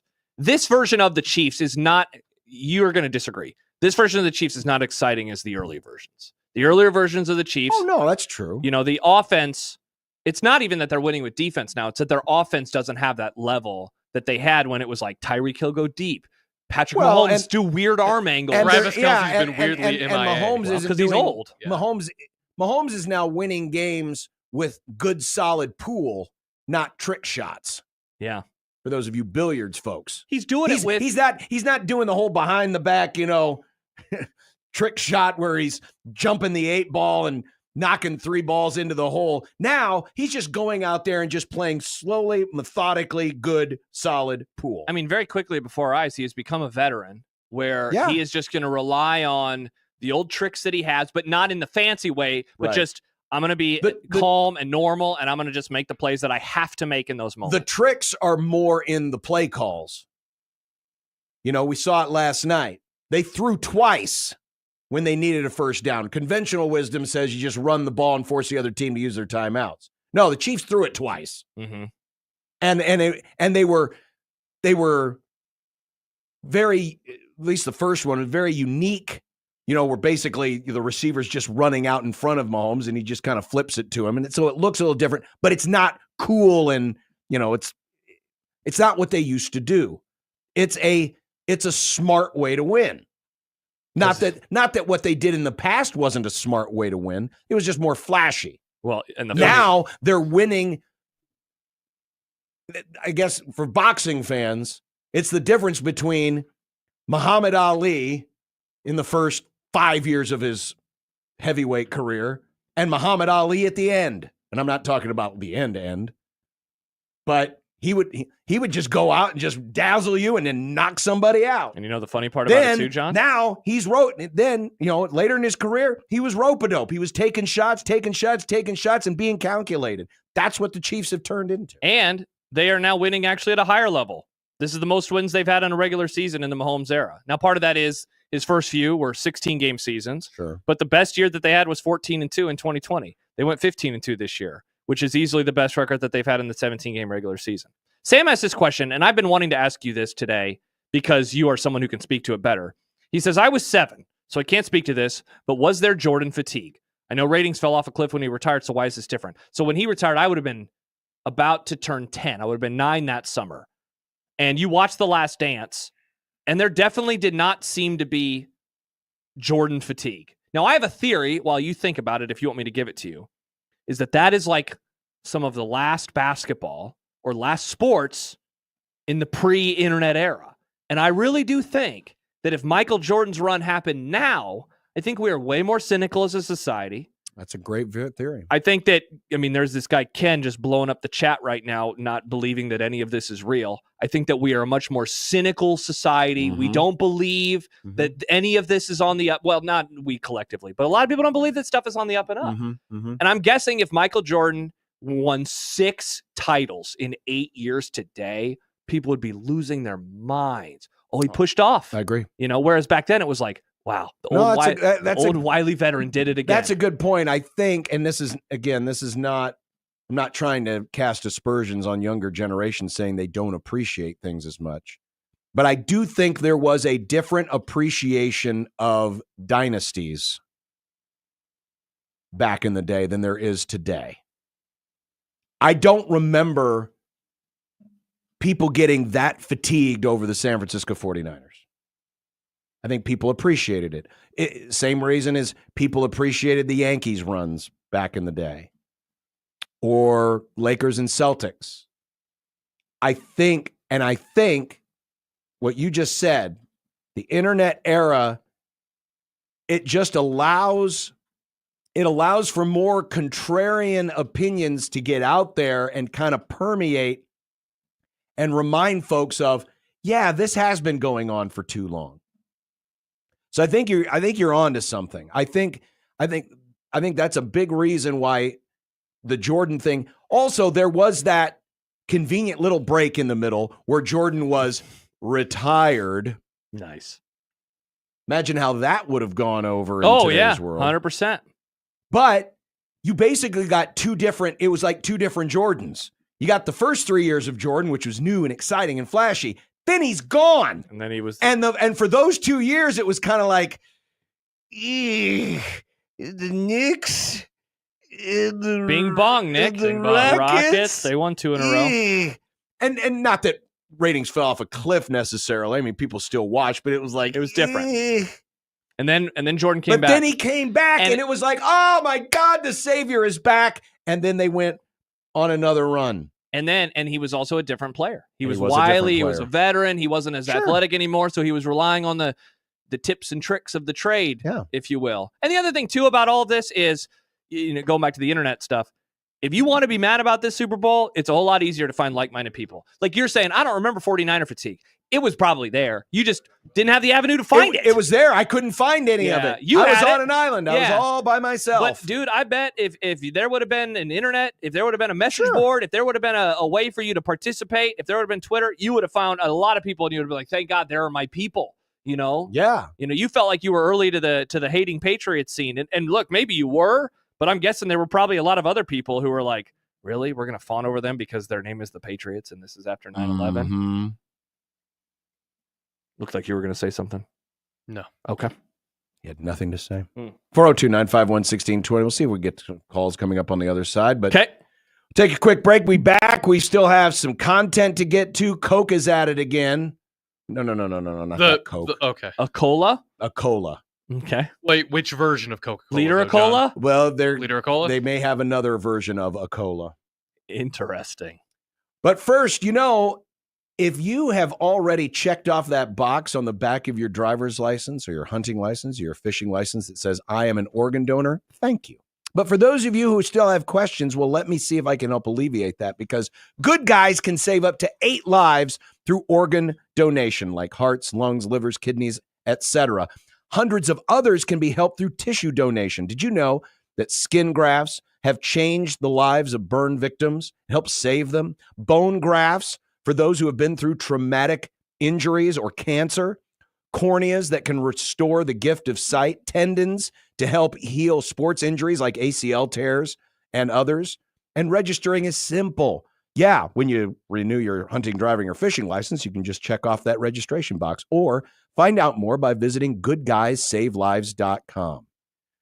There are so many great examples out there of people whose lives have been saved and made better because somebody was a good guy and checked off that donor box. So be the next good guy, and make sure you check that box next time you renew your hunting, driving, or fisher's license, or visit goodguysavelives.com.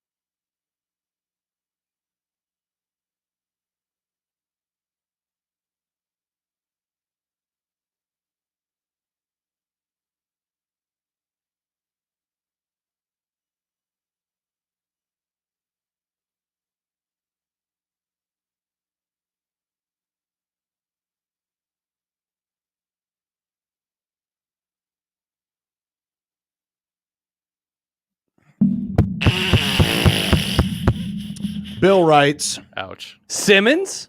I would much rather see shots of Taylor Swift than Matthew McConaughey on the sidelines of a Texas game.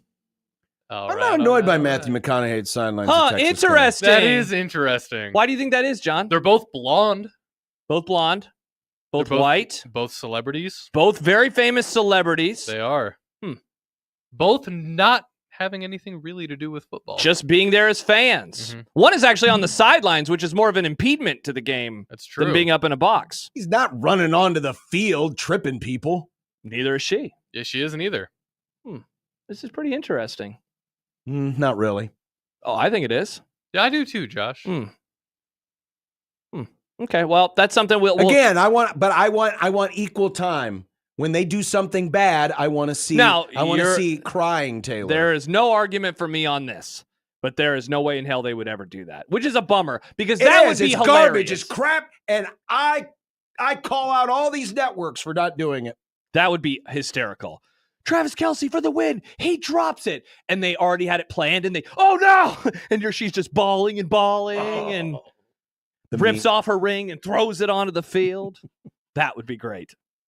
That would be great. Here is Chris. Hi, Chris. Thanks for waiting. You're in the zone. No problem, guys. Just to kind of touch on your thoughts with Kansas City. As a massive Kansas City Chiefs fan myself, I understand it from other fans. It's tiring. And I think it just simply relates to fatigue. They just want to see fresh, new excitement from the general fan base. Wants to see fresh, new excitement. Josh, you have no idea on this reference, so I apologize. But John, as a race fan, think of Donnie Schatz. He won the Knoxville Nationals the first year, and it was like, oh, great, awesum. He finally got over the hump, but he won it. Then he wins again and again and again. Actually, they literally sold out that event for 30-some years. But after he won the 7th time or 6th time in a row, they didn't have sellouts anymore. People stopped going. They were worn out, and he won again and again. He won like 10 times in 9 years. So, or 9 times in 10 years, excuse me. It felt like 10 and 9. It did. And then he won, I think he's got 12 now or 11, but it wore people out to where they literally stopped going. Now, people say, I'm not watching the Super Bowl this year because it's the Chiefs. I'm sorry, that's a lie. You're not going to see maybe record-breaking numbers on viewership, but it's not going to be anything to move the needle. That's a concern to the NFL. They're still going to have an incredible audience and millions of people watching to where it's just the norm. So, but again, it's fatigue. As a Chiefs fan, to be the villain, I love it finally, and hopefully someday Nebraska becomes the villain. We'll hopefully get that point. Now, Chris thank you. Embrace this stuff, man. That is what I appreciate. I told you, Chiefs fans 5 years ago. You're going to be hated soon. Embrace it. I love that about him because that is how I would want to be as well. Like, you're just mad because you're not as good as we are. Hate us because they ain't us. Yeah, I will say this. That's why Josh is always mad at me. He wishes he were a Rams fan. No, I just want one Super Bowl. He hate us because he ain't us. Give me one God and I can die. But I do want to go back to what he said in the early part and kind of back to Nick's prediction at the start of the show too. The NFL has been bulletproof for everything, right? Concussions. Nope. Domestic violence against women. Nope. People are still COVID. Nope. Presidential election. Like there's been ebbs and flows, but usually it's always rising. Yep. The stress test of like one franchise winning this many times in a row, it's not something we've seen before. I tend to think that people are going to come home, because what do they want to do? They want to watch football. We love football. It is our biggest entertainment product in the country. The National Football League is our number one entity that we have. So I guess I am curious if that does that change if you just continue to have one team that wins, or on the other hand, like me, though not on Super Sunday, do you tune in hoping for them to lose? And they don't, you're mad, but then you're back the next time hoping that they're going to lose, At one point, the Chiefs were the upstart. When they played the Patriots were the old dying dynasty that everyone wanted to see end, except for Mike Stibbs. Everyone wanted to see that team lose. And now the Chiefs have become that, But what did we keep doing? We kept watching, hoping eventually the Patriots would lose. And they did. And now they suck and they're garbage. And Drake May is a little overrated in my opinion. That's neither here nor there. Let's see. Is John still there? Hi, John. John? John is gone. Bye, He's John. not. Bye, John. Is this Debo? Debo? Yeah. Debo. Yeah, I'm here. You guys hear me? Yep. Yeah, we got you, Debo. What's on your mind? Hey, so I had a couple questions for you about Creighton, John, but real quick while you guys were talking, one thing that I think people weren't talking about is having the Bills fan base and the Eagles fan base together for a week in New Orleans.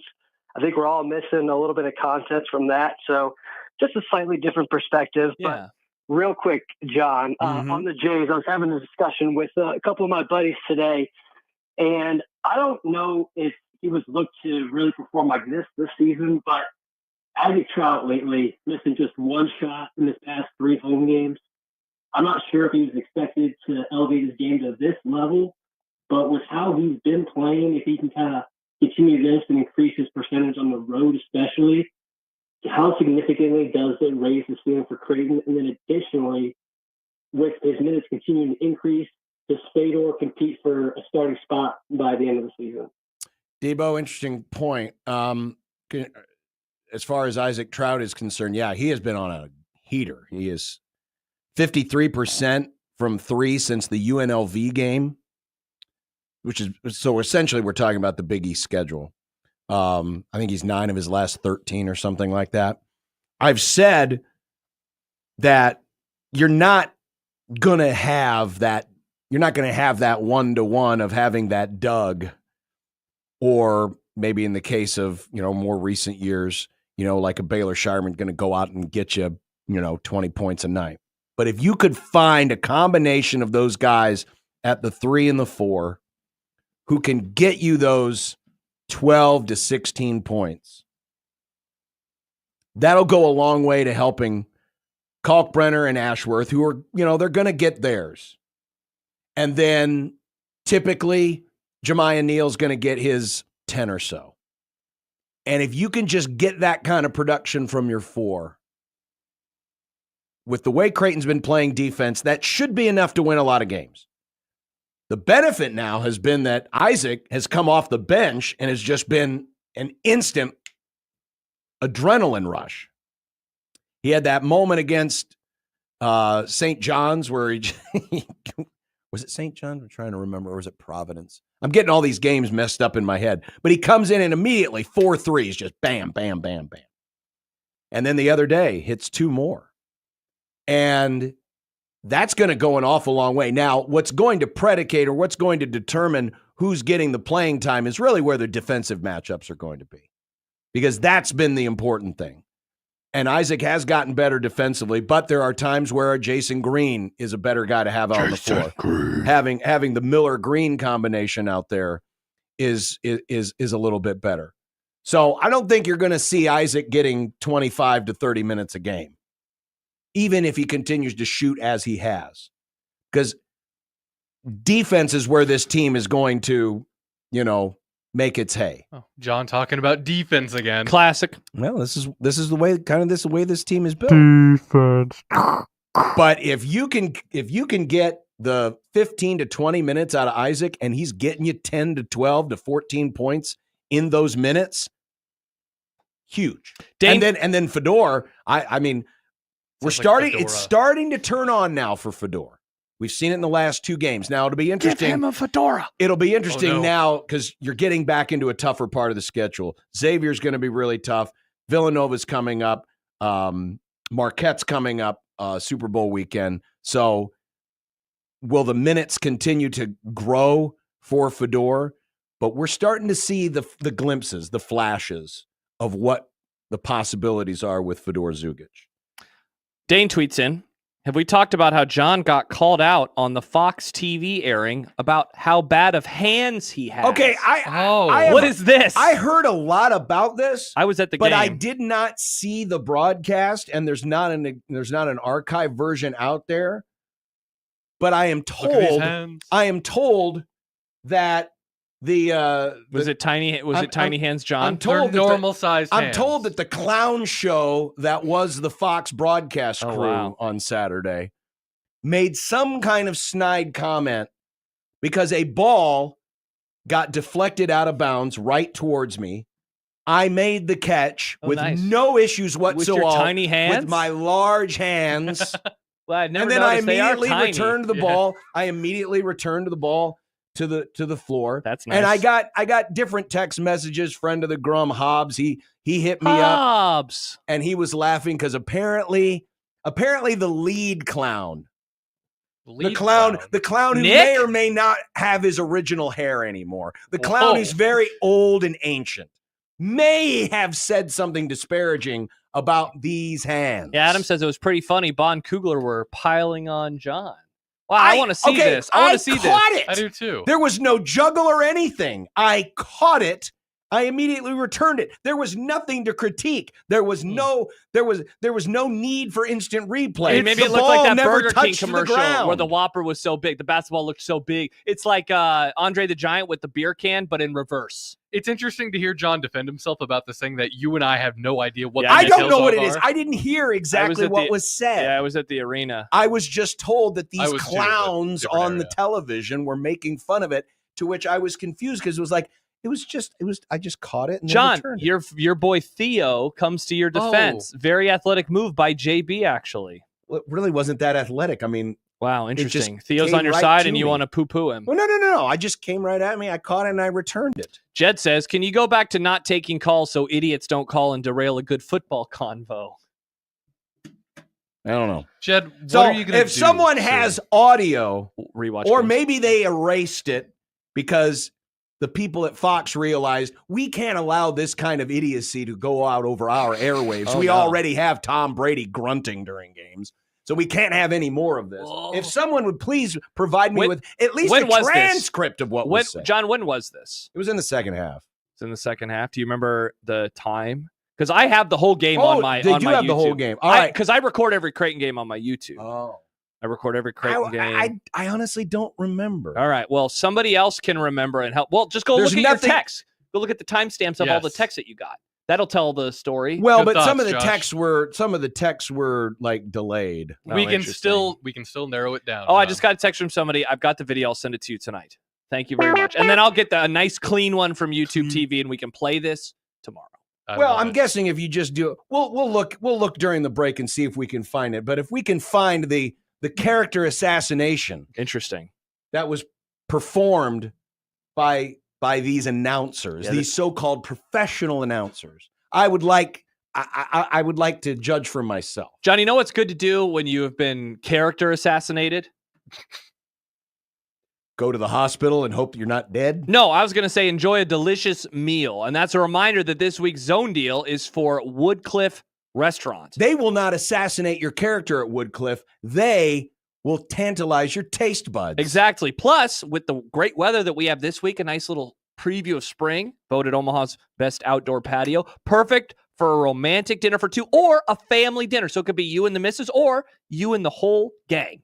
And on Friday morning at 9 o'clock, you can get two $25 gift vouchers. Or maybe I can take one of these two character assassinating television announcers and throw them in the lake. No, I don't think that they would want that at Woodcliff, but they have a lake there. They do have a lake. Two $25 gift vouchers for just $25. 1620thezone.com.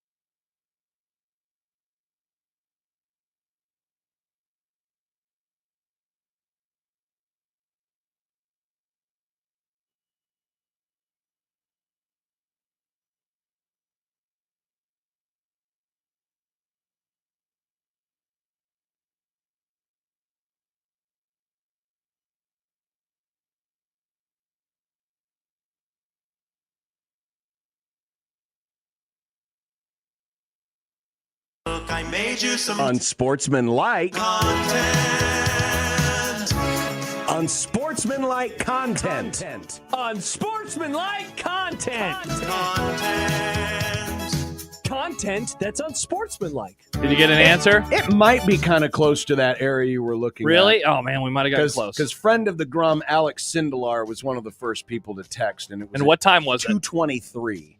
2:23, and the game started at 12:30. Okay, well, we were definitely close then. Yeah, we were it's very, in- very close. So it's late in the game. Yeah. Late in the game. So we're trying to find the Zapruder film of this character assassination where We'll see if we'll do some more apparently recon. someone did something to make my head go back and to the left. We're Zaprudering a lot today.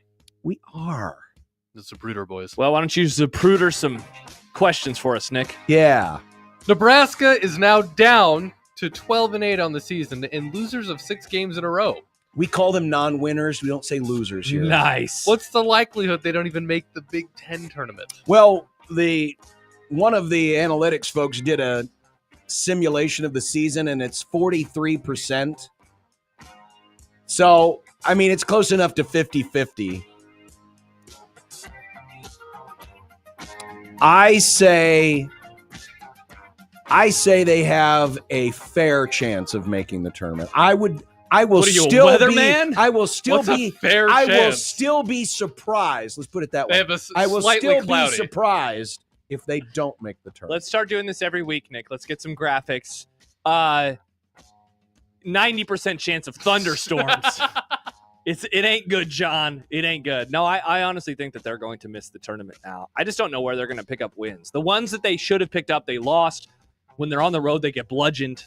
Yikes. You just can't trust this team anymore. I don't think the game on Thursday is going to go well for them. I don't think the game Sunday is going to go very well for them. And by the time you get to Washington, if you've lost, what do they have, 3 more games before that or 2? 8 games, 9 games in a row going into Washington? Yikes, you're not feeling very good. We know what Emo Boy over here thinks. Oh! But for those of us that are very emotionally stable and normal, Oh, okay. and whose teams did not make a highly questionable head coach hiring last weekend, what's your early call for the Super Bowl? The Chiefs are 1.5-point favorites. Wait, so we can't have Raiders answer this question either? Kent Walgamout's not allowed? Do you want them I to? gave my score earlier. Eagles 33, Chiefs 30. I think the Eagles are going to win.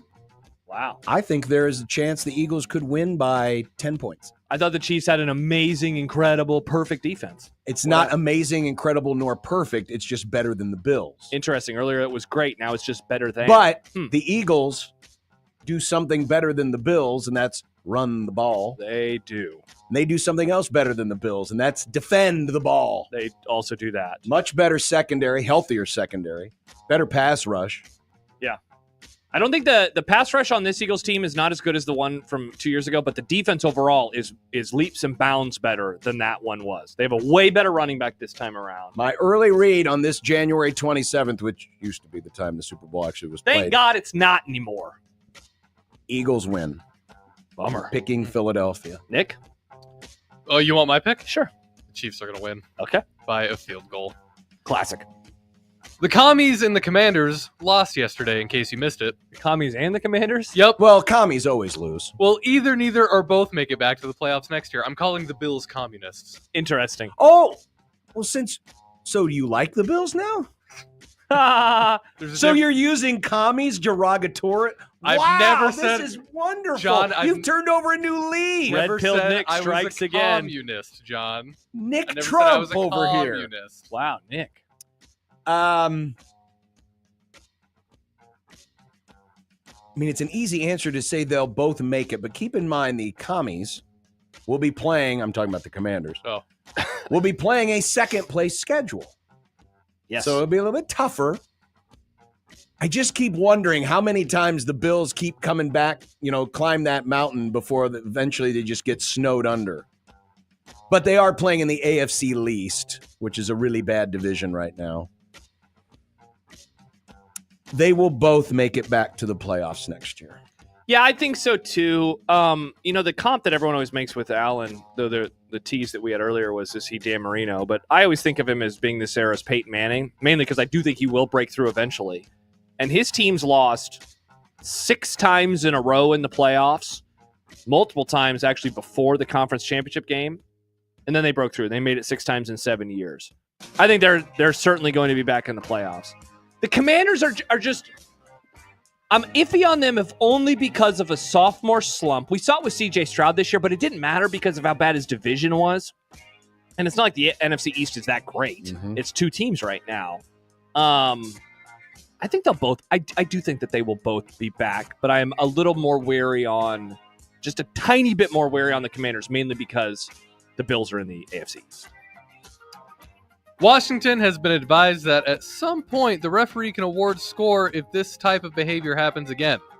That was Sean Hachuli? Hockley. I like that, though. Hachuli. Hachuli. During yesterday's NFC title game, as Frankie Louvu kept trying to jump the pile and stop the Eagles from scoring a touchdown. Have you ever heard of that rule before? So, in theory, I hadn't, but then I was reminded from one of the college football reporters, maybe Chris Vanini, that there's like this famous bowl game. Did it involve Rice? Where a player was running down the sideline unencumbered. Oh, yeah. And remember the guy, someone comes off the bench and tackles him. And no one would have gotten him. I'm trying to remember the names of the guys, but it was in one of those books I read as a child. Exactly. And so they awarded him a touchdown. Now, that's different, though, because that is like all of this yardage in front of you. You did something that is like illegal. You're on the sideline. This would have been incredible to see. Mainly because, I'm such a dork. What would it have meant for betting? What would it have meant for the box score? Who would have been awarded the touchdown? Is it a team touchdown? Do they give it to the player who touches the ball? Does that mean the center gets the touchdown? I had many questions. And it also would have been funny because I heard somebody describe it today. It's like the dad with the newspaper, like, stop it over there. Like, he was really like, tisk, don't do this again, or I will give them a touchdown. I did not think of the Rice. I think it was Rice versus Alabama, I want to say. And there was a Rice player running down the sidelines, and one of the Alabama players was so frustrated because this guy had been running roughshod on him all day long that he jumped off the sidelines and tackled him as he was running for a touchdown. So I guess I didn't put 2 and 2 together, but yeah, I was kind of wondering myself how they were going to do that. I had no idea this rule existed, but it's been in there for a long time. Long time. And I did like the little warning that Sean Hachuli said. The drama, the thrills, the NBA excitement. Take a gander at the current standings. Who's currently on the outside of the playoff? Who you think will make it? Will Steph and the Warriors really miss out? Does Wemby get a taste of postseason life? The postseason that lasts half a year. Just 2 months, Nick. Feels like half a year. Just 2 months. Think of it, Nick. It starts freshly into spring, and it ends when it's summertime. I'm going to tell you this right now. Sport to care about. The Warriors and the Spurs are out. Oh! Because we're lighting the beam. My Kings. Homer. My Kings. How about your Celtics? Will stay in. Of course, maybe Jacob, Padilla's had it going good for a while. Maybe the Suns will collapse, and that'll allow the Warriors or the Spurs to sneak in. If the Sun to collapse, then we die. Well, that would be bad. In the East, maybe the Sixers can finally put something together and catch the Bulls. People forget 10 teams make the playoffs now from each conference. It's too many. It's a lot. Too many cooks. NBA excitement. NBA takes. Go Lakers. They're the 5 seed right now, getting it done. You doubted them. You doubted them. You doubted them, sir. Apologize. Sir, apologize. I'm sorry. Idiot. Sure, basketball. I'll be around in April. Call me in April, Nick. For the first time since August, nary a football game will be on our televisions tonight. What are we watching, boys? NBA? College hoops? Hockey? Forget what's for dinner. What on earth can entertain someone when football is a dead and dying sport? I definitely wrote this question. It did seem like it was written by Nick Grim. Riss mentioned something yesterday of like, what if we watched hockey more? And I said, that's an interesting idea. I don't know if my Red Wings, who I'm a diehard fan of, are playing tonight, but... Did you say, what if I stab my eyes out with a hockey No. Oh, they're playing the Kings. Let's go, Red Wings. Yeah, but they're not my Kings. If you have a ESPN Plus subscription, you have access to whatever the hell it's called, Center Ice. Cool. So we're probably going to watch TV. Raw's on Netflix. No, I'm not a child, John. You don't have to be a child. These are adults. They're adults. Doing adult things. Yeah, they're adults doing People it say raw. the NFL is rigged. Wrestling is rigged. Well, It's all but scripted. Everybody Whoa, knows that. Mark That's part of Manning it. on line 3 has a word with you. That sport is even worse than wrestling that you'll watch tonight on Netflix. The worst sports ranked. Wrestling. What else do I hate? And the Dallas Cowboys. They very much upset me. Glory hole. Badminton. Oh, it's not called good mitten. I like badminton. Badminton's fun to play. Vamosi says no TGL love. Is that the golf league? Yeah, that's that dumb golf thing. No doesn't make offense, any Mike. sense. No It's offense. just Top Golf, but Yeah. it's just Top Golf. Yeah. You know what? I could drive down to Westroads and watch that for free. Icky is how I describe gross. TGL. Icky. Just play Yeah, normal we'll golf. be fine. You'll be fine. You can catch up on your other shows. I'll be reading, John. Or you can read. Didn't read a whole lot last night because we were watching football. Or And then I had a meeting. maybe it's round 2 of Eagles celebratory sex. Congrats on the sex. Thank you, Nick. Thank you very much. What's for dinner? And Coke, a cola, is bringing another new flavor to the floor. Okay. I don't know if we're going to like this or not. All right. 1620 The Zone.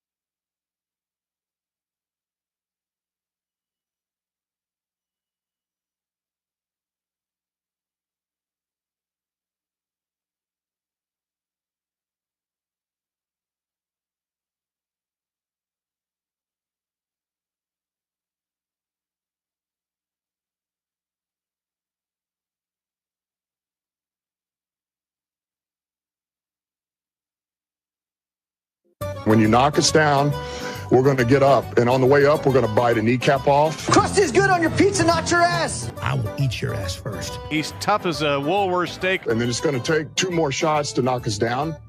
All right. And on the way up, we're going to take your other kneecap. I'm ready to hang them up, gut them and skin them and chop them up. You know what? I'm ready. My daughters aren't starving to death.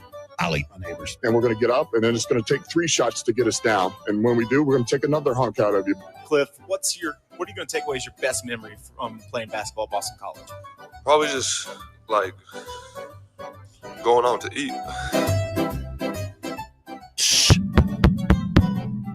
Josh, John, you would have been And doubly yes, you would have been doubly offended yesterday. Oh, why? What Because not only were the Eagles playing and winning, yeah, but dinner yesterday Oh, what gross crap did was you have? turkey. Oh, why? We had some turkey breast and some gravy and That some sounds corn good. and some what, John? Gravy. Nice. Well, you're some watching cranberry football and sauce. you're like, let's have. Yeah, it was kind of like Thanksgiving because I never really got a chance to celebrate a traditional Thanksgiving because, we had the Thanksgiving at What's-Her-Faces there in Las Vegas. It was good, but it wasn't like a traditional Thanksgiving. That sounds like the woat. was Soup delicious. tonight. We're having soup. Big bags of. I'm a soup boy now. Do you not know this? I love soup. I've always loved soup. Soup No, is the you best. haven't. Oh no, wait. We're having white chicken chili, which is essentially soup. Fair enough. White Fair chicken enough. chili's good. I don't know. Wow. I just All straight right. up don't know. This segment went into the crapper. You went into the crapper. Well, I might have to. By the way, before you ever notice, Put your computer away. I did, but do you ever notice young Matt, Yes. who is Our tiny of- child. of the Gary and Matt show? Oh, that's why it's called that. Yes. What did you think his name was? And Well, he brought in Matt did yeah, a Keurig, He which did. is over on a chair. which is It's over on a just chair over because we don't there. have another place for it. Is there not an outlet over there? There's one over there, but if the cord's not long enough. far away. But So the far coffee, away! the kind of coffee he brought in is called Cafe Bustelo. Mm-hmm. It does not. Cafe Bustelo. You got to say it like that, John. I Cafe know, but Bustelo. it just seems like a. Cafe I don't Bustelo. know. Off-brand? Yeah. Yeah, it does look like an off-brand coffee. It It's- very much it And does. it's looks like like in a an Keurig industrial, strength size box. There's like a lot of pods. It sucks. Like, he sent the message, and I really appreciate him doing that. Oh, I do too. But But we we're- don't drink coffee in the afternoon. No, I it's don't way too drink- late in the day. I just don't drink coffee. Nick, I'm a tea boy. Why don't tomorrow when you get in here, hop on in the studio, say hello to your coworkers, Mm-hmm. grab a cup of Joe, and see what you think. Well, I don't drink coffee. Like, I've had coffee. I like Have you ever coffee. had Cafe Bustelo? It just makes my heart feel like it's going to explode, so I don't drink coffee. Sad. Love coffee. Well, maybe this will make your heart explode. If you've been wanting to die, Nick. Coca-Cola is going to be introducing a new flavor: Oh. orange vanilla. Ah, Oh, gross. I'd try it. Apparently, That's apparently Sounds there's good. apparently doesn't. there's Yes, it some does. trend going around that people are like all about the creamsicles, What is this, an episode of Mad Men? something like that. What? And so, like orange vanilla it's like the new pumpkin spice or That's something. gross. Where everything's I'd got to try be it. orange Comes vanilla. out February 10th, Nick. Coke has a pretty good track record for the flavored Coca-Colas. The peach Coke was delicious, and I want more of it. See, I'm Mm. someone who doesn't want any of that crap. I want the regular whatever pop. I That's don't like the random stuff. I don't really drink So you pop weren't a as big much fan anymore as of I when used to. Sprite did all the funky flavors? Mm-mm. People love cranberry Sprite. People look I do forward to too. that. See, John's people. My people. Or is he a lizard? Interesting. Great question, Nick. Why do you have a heat lamp on you, John? I don't have a heat lamp on. What's on the show tomorrow, John? I don't know. Brunts? Yeah. Sipple? Yeah. You hear he's doing an extra hour radio these days? What? Yeah, they expanded his show. Jeez. Bye. Bye.